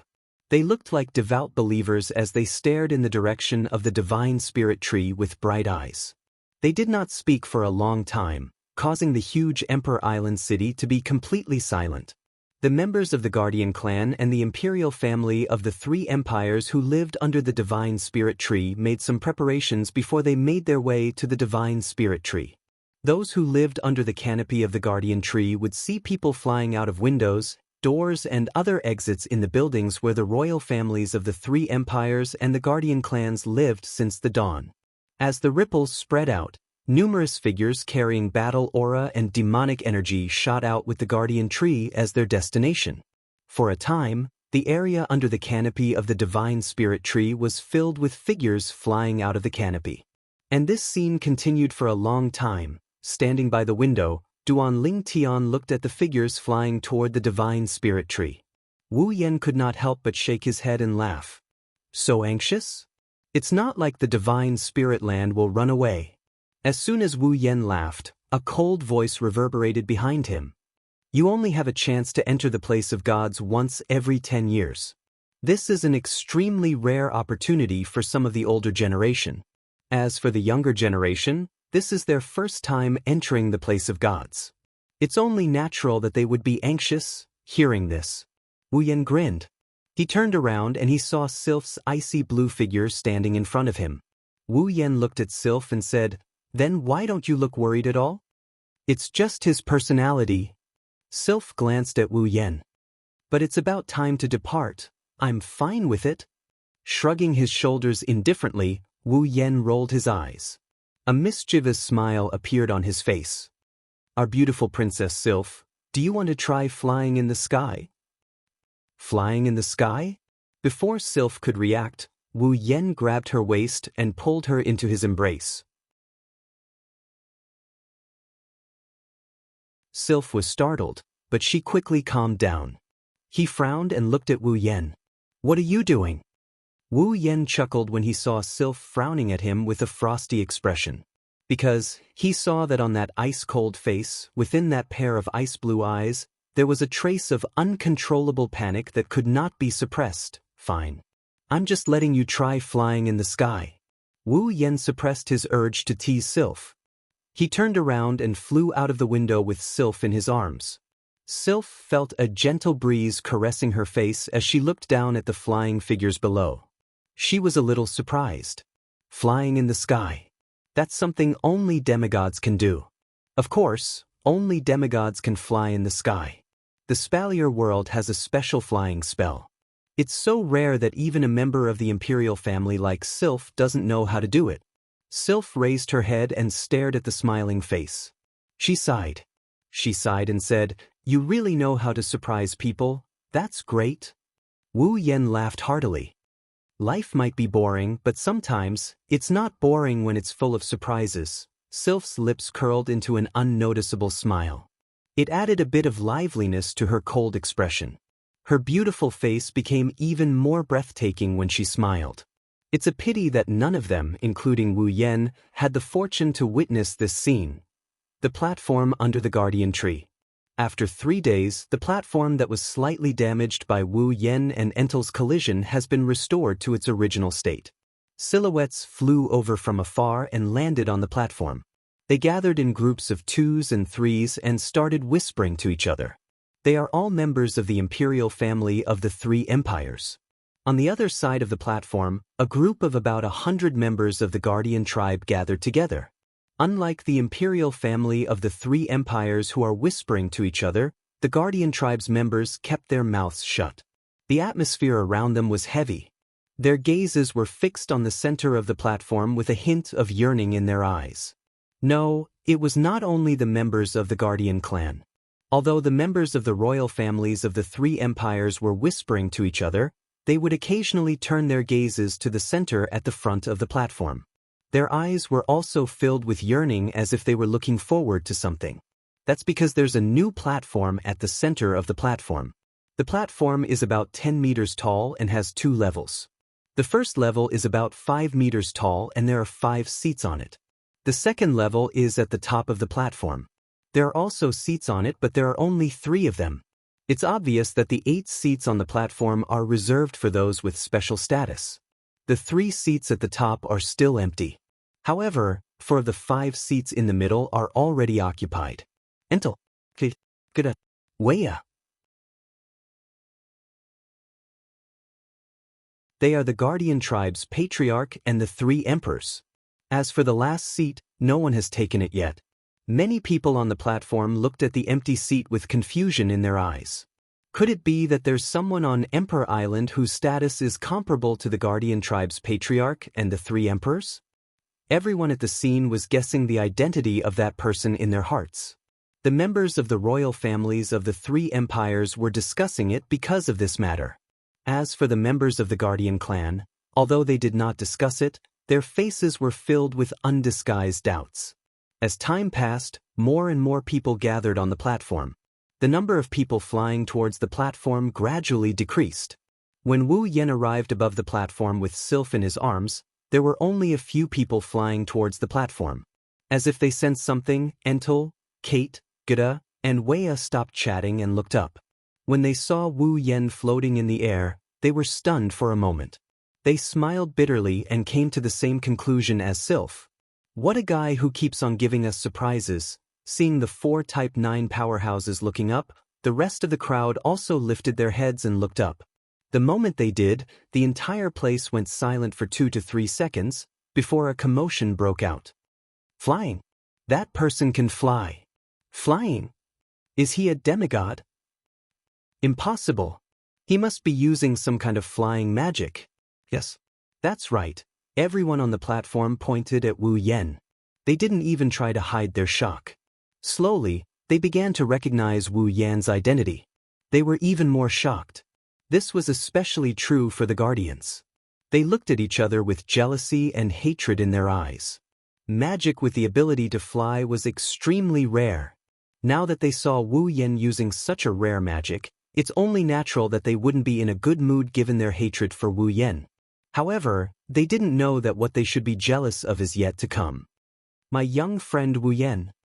Entel, who was sitting in the middle of the 5 seats on the platform, stood up and smiled at Wu Yan, who is still in midair. Since you're here, please take a seat. As soon as the word, take your seat, spread out, everyone on the platform trembled and their faces were filled with shock.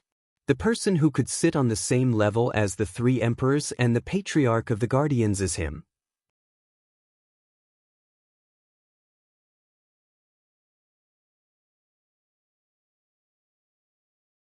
Chapter 1069. Everyone looked at each other before glancing at Entel, who was standing up with a big smile on his face. For a moment, no one could say a word. Even Wu Yan was shocked by Entel's words. Sylph, on the other hand, seemed to have guessed something and spoke to Wu Yan. Since Patriarch Entel has said so, you should take a seat. Wu Yan didn't understand what was going on, but he still looked at Sylph. What about you? Me? Sylph shook her head. I don't have the qualifications. Sylph gently let go of Wu Yan's embrace. Her slender body floated down like a feather and landed on the platform with a surge of mana. She stood in the seats of the 3 royals. Wu Yan pursed his lips as he looked at Sylph. Even though she was surrounded by the crowd, her presence was still undeniable. Wu Yan wanted to land on the stage as well. However, there was someone who couldn't bear to see this. Father! Entel, who was standing at the head of the Guardian clan, quickly stood up and called out. Father! This doesn't make sense. Wu Yan, who was about to descend to the platform, froze. Entel, on the other hand, seemed to have expected this. He glanced at Entel indifferently as if he wasn't his own son. What's wrong with this? Ens did not mind. He also knew that his father was very strict, even more so in public. Thus, he did not waste any more time and directly spoke his mind. You are the patriarch of the Guardian clan. The 3 majesties are the emperors of the 3 empires. It's reasonable for you to take a seat, but he... Entel pointed at Wu Yan as if he had forgotten how terrifying Wu Yan was. He's just the fiancé of an imperial princess. How can he be on the same level as you and the 3 majesties? That's right. That's right. The Guardian clan chimed in. Look at their indignant expressions. They're obviously not convinced.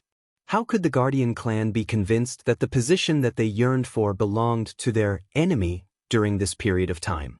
Wu Yan also looked at Entel. He didn't care about the clamoring of the trash. He also wants to know why he was given a seat on the platform. Status? Entel shook his head and laughed mockingly at Entel's question. If you don't have strength, you won't have status. If you have strength, you don't have to worry about status. His words caused the members of the Guardian clan, who were clamoring, to freeze on the spot. Entel's intimidating gaze swept across the members of the Guardian clan. Anyone who met Entel's gaze felt their hearts skip a beat as they hurriedly lowered their heads. Only when all the members of the Guardian clan had lowered their heads did Entel nod and slowly open his mouth. Wu Yan, you have strength on the same level as me and the 3 majesties. As a rank 9 expert, how can you not be qualified to sit on the same level as us? If you have the strength of a rank 9 expert today, you can also sit on the platform. The Guardian clan members looked at each other. They were all speechless at Wu Yan, including Entel, who was clenching his fists. Entel sighed when he saw his clansmen speechless at Wu Yan. He waved his hand disinterestedly and looked at Wu Yan again. Therefore, little friend Wu Yan, please take a seat. You have the right to do so. Hearing this, the platform fell into silence. In the air, Wu Yan smiled helplessly. He didn't expect that he would receive such treatment because of his strength, but that's right. In the Spalier world, the strong are respected. If you have strength, you don't have to worry about status. For people at the level of Entel, Carter, Gida, and Weya, status had long since become a symbol. Only strength was what truly caught their attention. Thinking of this, Wu Yan adjusted his state of mind. His body drew a smooth arc and flashed to the middle of the platform. He landed beside Carter and sat on the leftmost seat of the 5. Entel also chuckled and sat down. The 5 seats in the middle of the platform were full. Seeing Wu Yen sit on the high platform, the Guardian clan members had mixed feelings. However, they couldn't do anything about it. Who asked him to have such strength? NC stared at Wu Yen, who was sitting on the high platform and chatting with Entel, Carter, and the others. His heart was filled with jealousy and hatred. He was panting heavily and his eyes were red. Was there anything more painful than watching the target of one's resentment climb to a position higher than oneself? NC would rather have Wu Yen choke him again than see him reach the position he yearned for. Unfortunately, this was destined to be an extravagant hope. The members of the 3 imperial families looked at Wu Yen with eyes full of admiration. Even Ka and Jaffer had some admiration for him. They didn't have the same feelings as the Guardian clan members. From their point of view, they could only see a young 9th-rank powerhouse.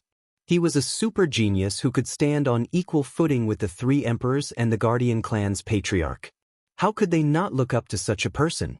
The older members of the royal family are still fine, but the younger ones are looking at Wu Yen with eyes full of admiration. Most of the young princesses are also looking at him with eyes full of admiration.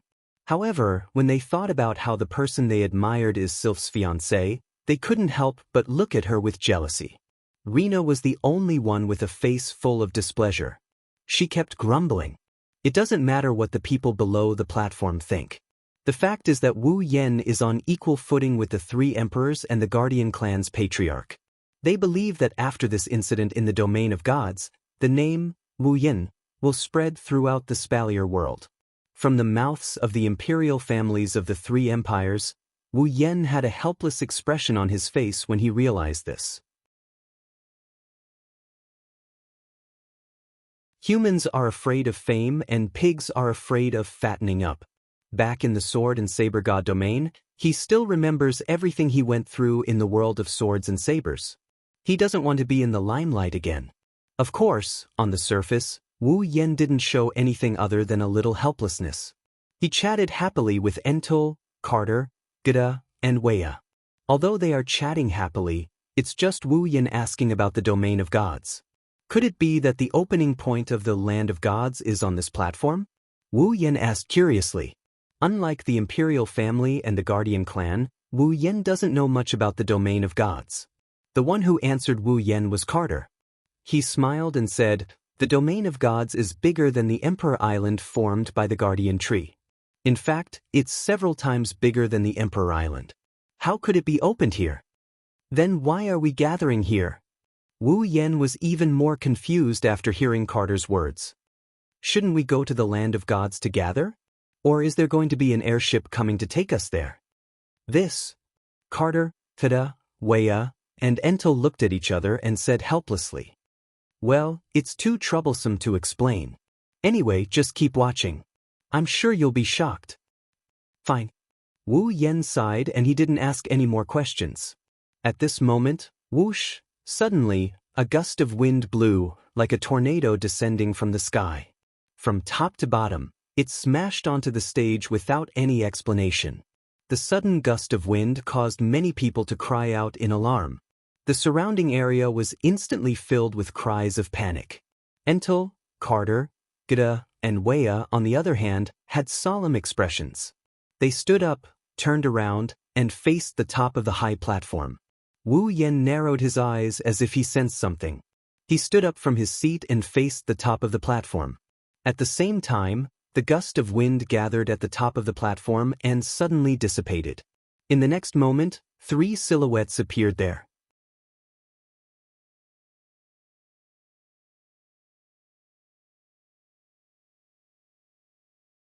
Chapter 1070. The wind blew in all directions. By the time everyone present raised their heads and looked at the 3 indomitable figures at the top of the tall stage, they were already standing side by side, facing the entire crowd. Immediately, Entel, Carter, Gida, and Veer bowed respectfully towards the 3 figures standing at the top of the platform. "Greetings, Lord Protectors." The voices of the 4 ninth stage powerhouses awakened everyone below the stage. When they heard the words guardian deity, everyone was slightly startled and hurriedly bowed in respect. "Greetings, Lord Protectors." Their loud voices reverberated throughout the platform. Everyone bowed and saluted the three guardians at the top of the platform. Wu Yen was the only one who looked at the three guardians above him with a strange glint in his eyes. He was also a bit shocked by what he saw. Jarlin? Ailu, level 96 Magnubi? Balba, level 95. Linya? Fear, level 95. Wu Yen recognized the one standing in the middle. He wore a gray robe. It was the demigod Lord Protector he met in the Ailu Empire's treasury, Jarlin. As for the other two, the old man in white robe and the beautiful woman, Wu Yen did not recognize them. However, the system informed Wu Yen of their true identities. The Lord Protectors of Balba and Fear Empire. Demigod Lords. 3 demigod rank powerhouses. That was why Wu Yen was shocked. It was not that he had never seen a demigod before. In fact, there was a demigod beside him who would hang around him all day long and act coquettishly in front of him just to make him cook for them. However, the sight of 3 demigod lords standing together still shocked Wu Yen. After all, there are only 5 demigod lords in the entire Spalier world. Including Violet, there are only 6.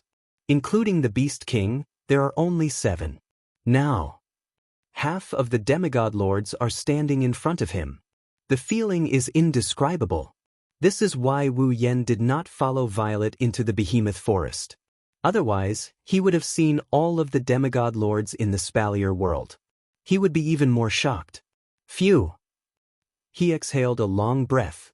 The shock in Wu Yan's heart calmed down and he seemed to be attracted by the sound of his breathing. On top of the platform, the 3 demigod guardians, Garen, Magnubi, and Linya, finally noticed that beside Entel, Carter, Gida, and Vea, there was a young man who was too young for them to even consider his age. At this moment, on the platform, be it the royals or the guardian clans, all of them are bowing. Entel and the other 3 are also bowing. Only Wu Yen is standing straight. Not only is he not bowing, he's even exhaling. This is a very disrespectful act. Wu Yen stood out like a sore thumb. Entel, Kate, Gida, and Wea panicked. Below the stage, Sylph's pupils shrunk. The imperial family members of the 3 empires were also shocked. On the other hand, the guardians were gloating. Entel even had a look of ecstasy on his face. He laughed coldly. How dare Wu Yen act so rudely in front of a demigod protector? Even if he doesn't die, he won't have a good time. Magnubi and Linya frowned. Their eyes were filled with displeasure. Their impression of Wu Yen has soured. Garen was the only one who laughed out loud when he saw the person in question was Wu Yen. Wu Yen, little guy. We meet again. Everyone was stunned when they saw the Patronus greeting Wu Yen with a smile on her face. Wu Magnubi and Linya flinched for a bit before they recalled something and they looked at Wu Yen in surprise. He's Wu Yen? Wu Yen scratched his cheeks and he started mumbling to himself after being stared at by the 3 demigod guardians. Why do they know me? Am I famous? Wu Yen put on a smile as he looked at the 3 guardian deities on top of the platform. Greetings, Baruba and Fea Empire's protectors. Old Mr. Jarlin, you're still as spirited as ever. Hearing this, Jarlin laughed out loud. I'm not exactly spirited. It's just that the realm of gods opens once every 10 years. It's a rare opportunity. I'm in a good mood because I can enter it again.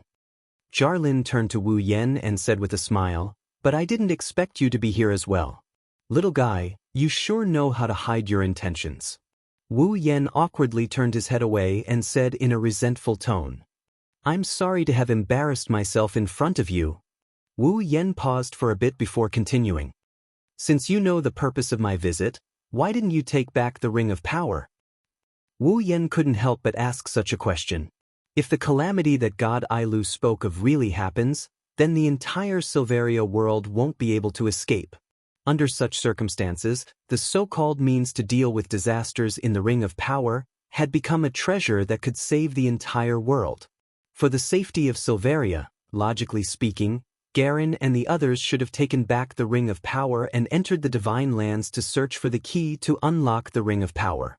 Wasn't that the most logical thing to do? After all, a demigod powerhouse would have a higher chance of winning than a 9th stage powerhouse, right? Furthermore, the Ring of Power was left behind by God Ailu. The Ailu Empire's royal family are Ailu's descendants. Isn't it best for them to carry out the mission left behind by their ancestors? Originally, Wu Yen wanted to throw the Ring of Power to them while he went to the realm of gods to check it out. As for the mission of saving the world, it's better to leave it to someone else. Up until now, there hasn't been a single mention of the Ring of Power, let alone a request to take it back. Wu Yen is puzzled. Is no one willing to believe my words? Do they think I made up the story about the disaster? Jarlin saw through Wu Yan's thoughts and stopped smiling. Instead, he sighed. Originally, I wanted to take the Ring of Power into the realm of gods and search for the key to unlock it. But after some thought, I gave up on that idea. Wu Yen was shocked. Why? Since Ancestor Ailu didn't leave the Ring of Power and the Great Calamity as a legacy in the imperial family and pass it down from generation to generation, then he definitely doesn't want us to interfere with the matter of opening the Ring of Power. Jaren said with a serious face, although I don't know what's in the Ring of Power, since the ancestor chose to place the Ring of Power outside and let an outsider open it, he must have his own considerations. Therefore, I don't intend to directly interfere in this matter. Little guy, the matter of opening the Ring of Power can only be left to you. That's... Wu Yen didn't know whether to laugh or cry. You really think too highly of me. I have no choice but to look up to you. Linya, who has been observing Wu Yen all this while said this. She chuckled and said, after all, you are the person that Miss Z values and supports. Wu Yen was shocked to hear Yukari's name from Linya's mouth. Miss Violet? Violet? You know Violet. You can say that we've met before. Magnubi nodded with his hands behind his back. In short, we chose to trust you. I hope you won't disappoint us. Wu Yen opened his mouth. He wanted to ask something, but when he saw Garen, Magnubi, and Linya looking like they were deep in thought, he figured that he wouldn't get anything out of them even if he asked. Thus, he gave up on asking. As for the others who saw Wu Yen chatting with the 3 Imperial Guardians, they're already in a daze. Suddenly, Jaren, Magnubi, and Linya's expressions froze. They all turned their heads and looked in the direction of the Guardian Tree. 1. Almost at the same time when the 3 demigod rank experts turned their heads, the towering divine tree began to tremble. Green light flashed.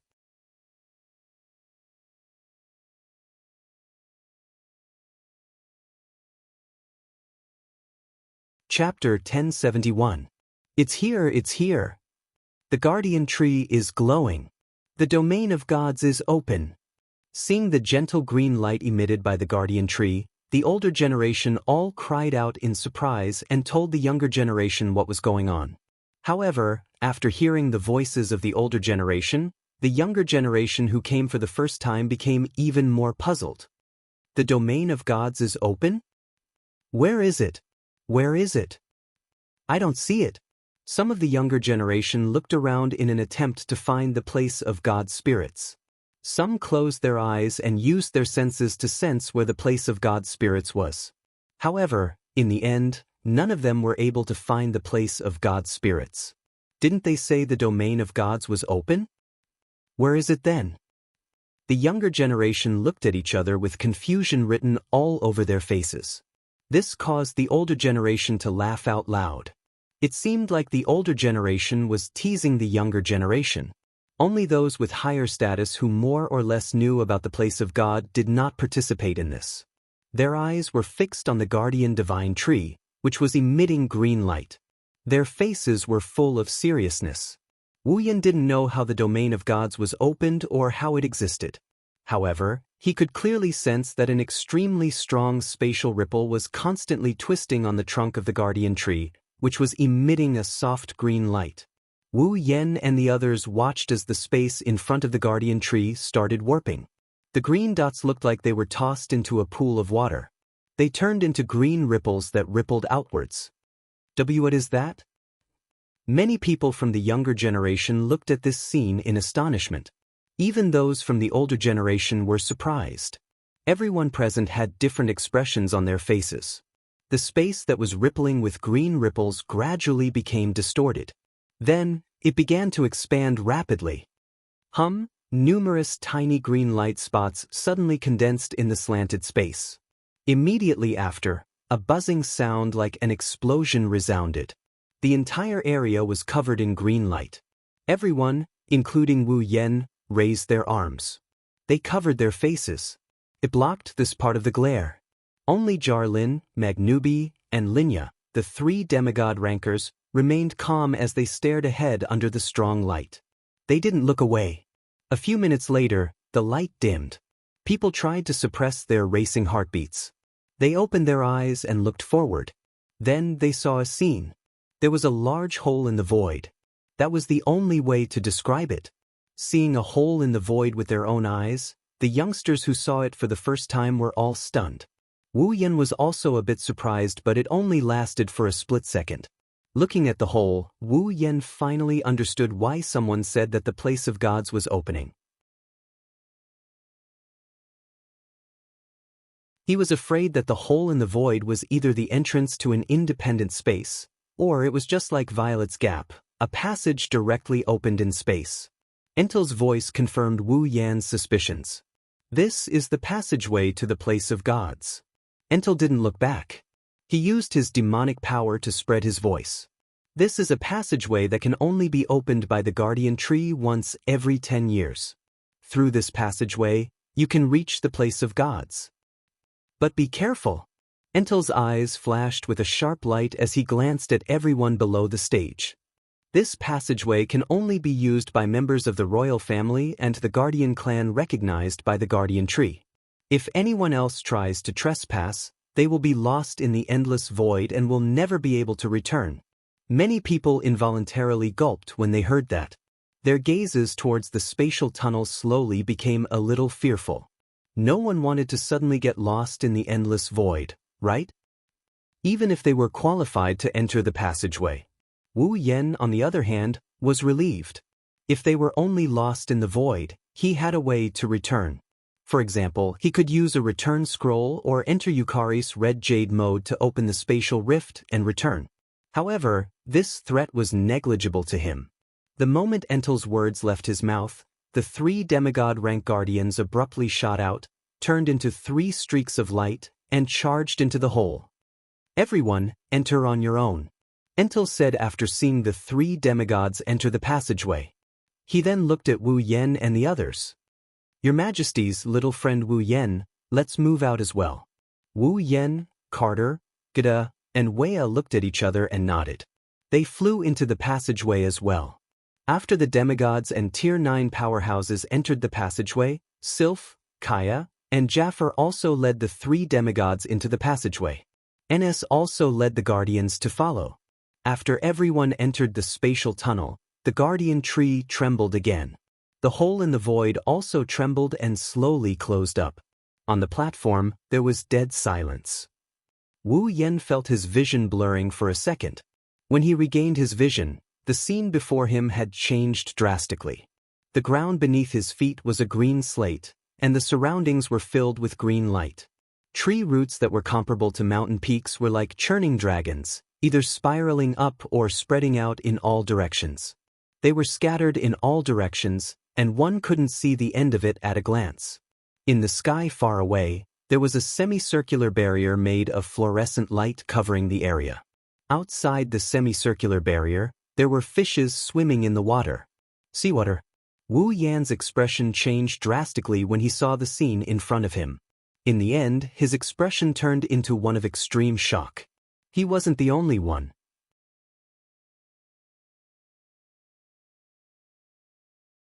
Those who entered the passageway for the first time and those who have been here before were also shocked.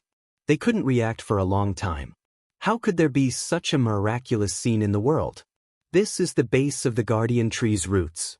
Entel, Carter, Gada, and Veer, who had long expected such a reaction, shook their heads and pointed at the roots that were as tall as mountains. These roots are the roots of the guardian tree. Everyone was shocked when they heard this. Although he knew that the guardian divine tree was huge, he didn't expect a single root to be as big as a mountain. This guardian divine tree was so huge that there was no end to it. Moreover, this was the base of the guardian tree's roots? Wasn't the base of the guardian tree supposed to be at the bottom of the ocean? Wu Yan looked at his surroundings. He looked at the semicircular barrier above him and the fishes and water outside. His lips trembled as he asked in a trembling voice, "Could this be the bottom of the ocean?" This. Everyone's expression froze. Entel and the other three smiled and spoke at the same time. That's right. This is the bottom of the ocean. After saying that, Entel and the three emperors pointed their fingers to the front again, ignoring everyone's change in expression. And that place is the land of gods. Everyone immediately looked in front of them. Not long after, a majestic palace appeared in front of them. It was located at the center of 4 towering tree roots that were even larger than the other tree roots. Looking at the majestic palace, Wu Yan didn't know how the others felt. However, he felt a surge of excitement in his heart. A palace in the deep ocean? What land of gods? That's obviously the Dragon Palace. The land of gods is protected by the guardian tree. Even if a super strong person with heaven-defying strength has a way to reach this place, they can't enter without the approval of the guardian tree. Entel puffed out his chest. The 3 guardian gods have already gone over. Let's hurry over as well. We don't want to delay the opening of the land of gods. After saying that, he led everyone, including Wu Yan, towards the direction of the palace in the land of gods.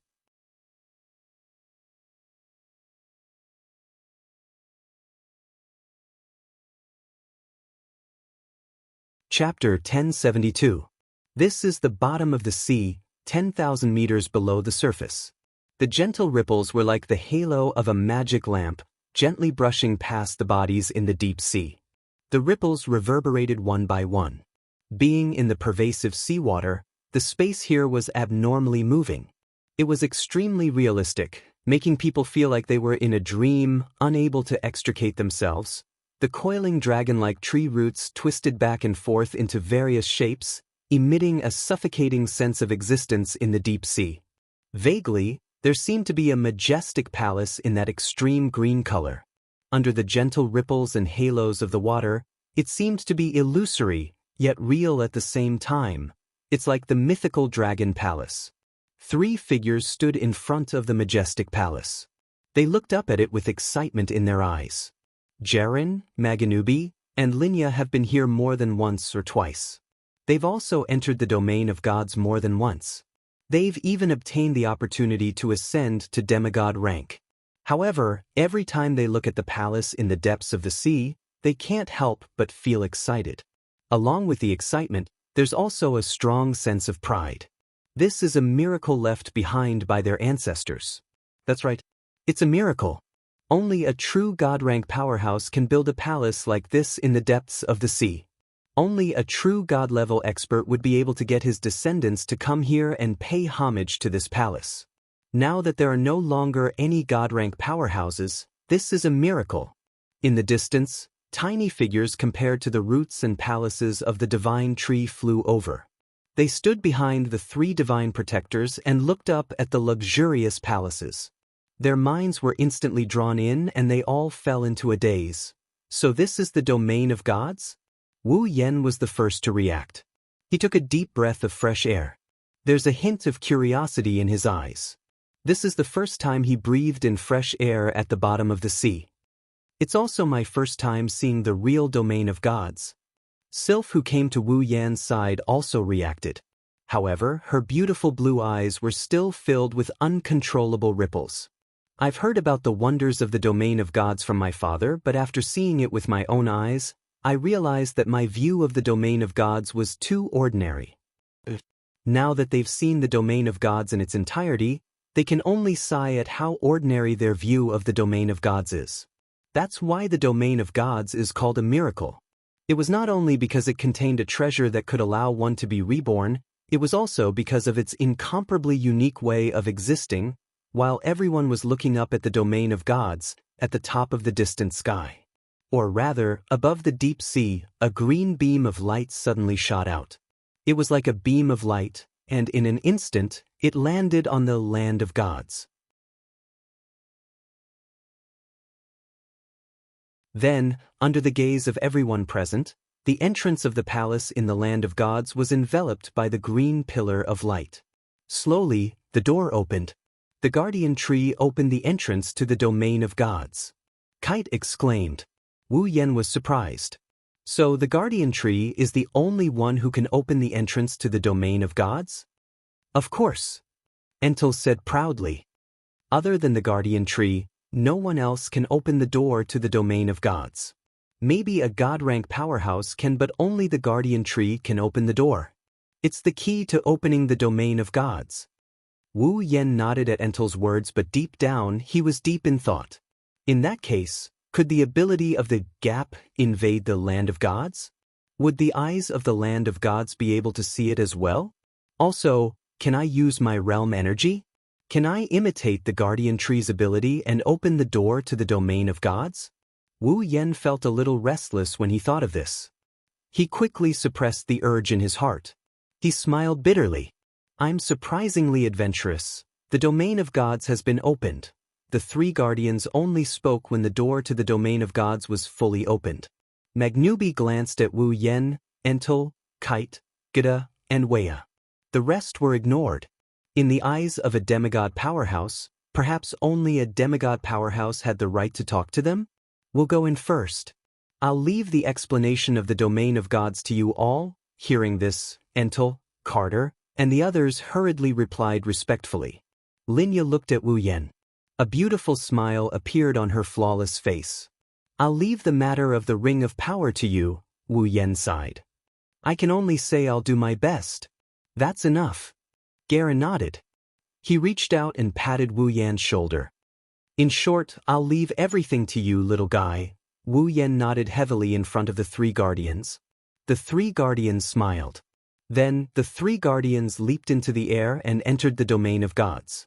Wu Yan watched as the three guardian gods disappeared into the gates of the domain of gods. Behind him, the royals of the three empires and the guardian clans looked at him with complicated feelings. Even the three emperors and the patriarchs of the guardian clans could only exchange a few words with the three guardian gods. Wu Yan, on the other hand, was treated as an equal by the three guardian gods. In fact, the three guardian gods seemed to be asking Wu Yan for a favor. Why is this Wu Yan so lucky to be valued by the three guardian deities? At this moment, regardless of whether they had a good or bad relationship with Wu Yan, this was the only thought left in their minds. Enz lowered his head, his eyes flashing with jealousy and hatred. When he raised his head and looked at the land of gods, all of that jealousy and hatred turned into a strong fanaticism that almost surged out of his body. From En's point of view, the reason Wu Yan was valued by the three guardians was because he reached the 9th stage at such a young age.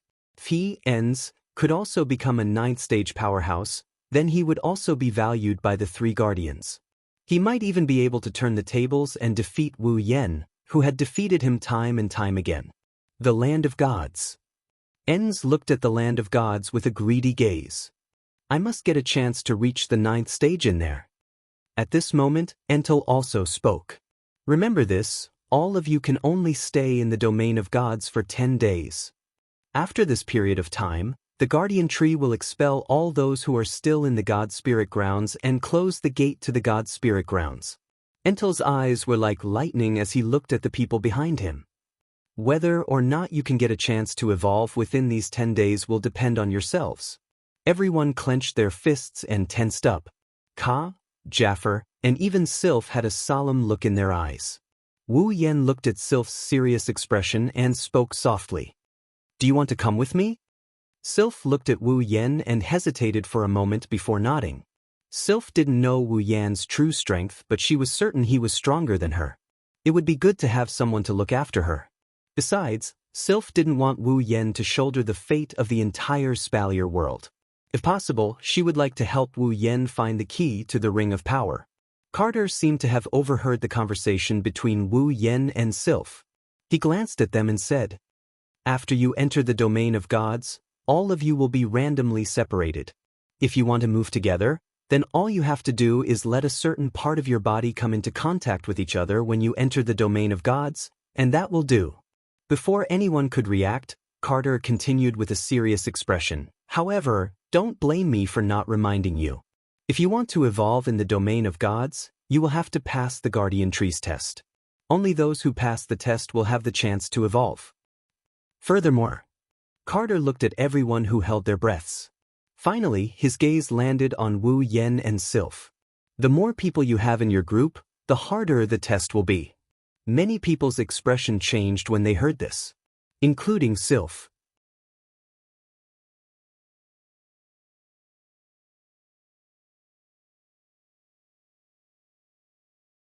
Chapter 1073. The more people you have in your group, the harder the test will be. Kite's words caused quite a number of people, who had been planning to rely on their numbers to pass, to become confused. Their faces were filled with struggle as they looked at each other. It's not just that the more people you have in your group, the harder the test will be. Way aside. The higher the tier, the harder the test will be. When a low-level person and a high-level person work together, the difficulty will increase according to the opponent's strength. Guda reminded coldly. Everyone's chances are equal. The Guardian Trees test for everyone is absolutely equal. Entel shook his head. Although the test has become more difficult, the rewards you can obtain are also proportional to the difficulty of the test. If you move together, the higher the difficulty of the test, the better the rewards you will obtain. The choice is still in your hands. The reminder of the 4 higher-ups caused everyone to lower their heads and ponder. Sylph also reconsidered entering the domain of gods with Wu Yen.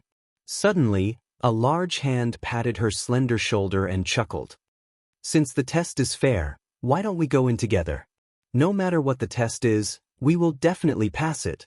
Sylph's eyes flashed and she turned around to look at Wu Yan's confident face. Her frosty expression melted a bit and she nodded in agreement. "Let's go in together, Sister Sylph." Almost at the same time, a voice so sweet that it gave one goosebumps echoed in the air. "Let Lana pass the test of love with Sister Sylph." When they heard this, both Wu Yen and Sylph grimaced at the same time. "Let's go." They no longer hesitated. Wu Yen reached out and grabbed Sylph by the waist. Sylph jumped into Wu Yan's embrace as if she was blessed by a stroke of luck. Wu Yen leaped into the air. He soared into the sky. He didn't even bother to greet them. He turned into a ray of light and flew towards the entrance of the domain of gods with Sylph in his arms. It didn't take long for them to enter the domain of gods. Only the size of Entel, Carter, Gida, and Weya, who didn't know whether to laugh or cry, could be heard on the scene. The clamor of the crowd that couldn't remain calm and Rena's exasperated screams mixed together and spread out. Clouds were floating in the boundless sky. However, the sky was green. Suddenly, the space in the green sky distorted violently. Then, an illusory vortex appeared out of thin air. Not long after the illusory whirlpool appeared, a stream of light shot out from the whirlpool like a meteor. It hovered around for a while before stopping. 2 figures appeared from within the stream of light. Is this the domain of gods? Looking at the green sky in front of him, Wu Yan's expression was one of shock. Isn't the land of gods a palace? Why does it look like we're outside? Yes, this is the domain of gods. Sylph, who was in Wu Yan's embrace, explained calmly. However, Father once said that the domain of gods isn't as simple as it looks. It is supported by the power of the Guardian Tree. Sylph recalled the information she got from Carter and said, "The palace we saw outside is actually the core of the domain of gods. The treasures in the domain of gods are all in that palace. The divine tree won't allow anyone to enter the palace of the realm of the gods," Sylph said as she looked at the green sky. The land of gods is a crevice between the core palace and the outside space with the power of the Guardian Tree. Only when we find the gate of the core palace in the land of gods can we obtain the treasures left by the gods. In other words, the so-called land of the gods is actually a spatial crevice between the core palace and the space outside. Wu Yan was speechless. Since it has created a spatial crack, the power of the guardian divine tree is even more terrifying than I imagined. The guardian tree is a treasure to begin with. Sylph nodded. Even though the guardian tree has gained a terrifying amount of power after being infused with the power of the three gods, the ability to create spatial rifts is something the guardian tree has always possessed. That's why the three gods chose the guardian tree to be the overseer of the divine lands. Sylph sighed, which was a rare sight. After all, the most effective way to get to a place 10,000 meters below the sea is to directly pass through space. Otherwise, even a demigod powerhouse would find it extremely difficult to get to a place 10,000 meters below the sea and find the land of gods, let alone someone below the demigod level. From a certain point of view, the guardian tree is the best treasure in the land of gods. Wu Yan nodded in understanding and he helplessly laughed. In other words, the first test for the guardian tree is to find the entrance to the core palace of the domain of gods? Sigh. Sylph closed her eyes. If we want to find the door to the core palace in the land of gods, we have to pass the guardian tree's test and gain its approval. Only then will the guardian tree show us the door to the core palace. Perhaps, finding the entrance to the core palace of the place of gods is the final test for the guardian divine tree. Who knows? You're right. Shaking his head with a bitter smile, Wu Yan pulled himself together. If that's the case, let's explore the domain of gods. Sylph nodded and agreed to Wu Yan's suggestion. However, before they could make a move, a strange phenomenon occurred. Wu Yan, who was hovering in the air, suddenly felt the flying spell he cast disappear along with his mana. Wow! Wu Yan was shocked. While he was stunned, his body tilted and he fell down. The sudden change caused the two people involved to be unable to react in time. By the time they regained their senses, the ground was already only about 10 meters away from them. Wu Yan didn't have time to think about what happened. He tightened his grip on Sylph's slender waist and turned around so that he could cushion the fall. Alas, what Wu Yan is doing is pointless. The reason for that was because below them was not solid ground. Instead, it was a lake. With a splash, the two of them, who were completely unaware of the current situation and didn't even use their magic, fell into the water. Not sure if it's because of the sky, the lake is also green in color. Ripples spread out from the surface of the lake, and it didn't take long for the lake to calm down. Wu Yan's head popped out from the center of the ripples, and he spat out a mouthful of water like a duck before he started retching. Cough cough. What kind of water is this? It's so disgusting. It's worse than Sanlu's milk powder. Coughing a few times, Wu Yan grimaced and his expression tightened. Where's Sylph? Wu Yan scanned the lake and didn't see Sylph anywhere. He couldn't help but feel nervous. Don't tell me she doesn't know how to swim. The more Wu Yan thought about it, the more likely it was. He quickly took a deep breath and dove into the lake. The water in the lake was very clear. Because of the jade-like luster, the visibility was also much clearer. It obviously looked very beautiful, but who would have thought that this water was even worse than the water used to wash feet? Wu Yan didn't want to taste it again after tasting it once. He held his breath and scanned the lake, trying to find Sylph. The lake is surprisingly big. There aren't any fishes or shrimps in the water, but it's very spacious. Wu Yan swam through half of the lake and he couldn't even catch a glimpse of Sylph's clothes. This made him more and more impatient. Sylph was a Tier 8 powerhouse. If a Tier 8 powerhouse drowned in the lake, he would become famous. Fortunately, just as Wu Yan was about to evaporate the lake, a faint figure appeared in front of him. Her eyes were closed and her long blue hair fluttered in the water as she sank deeper into the lake. Who else could it be but Sylph? Wu Yan's eyes lit up with joy. He quickly swam over. You're tuning in to the Wandering Hero YouTube channel. Don't forget to subscribe and join us on this journey to catch the most captivating stories.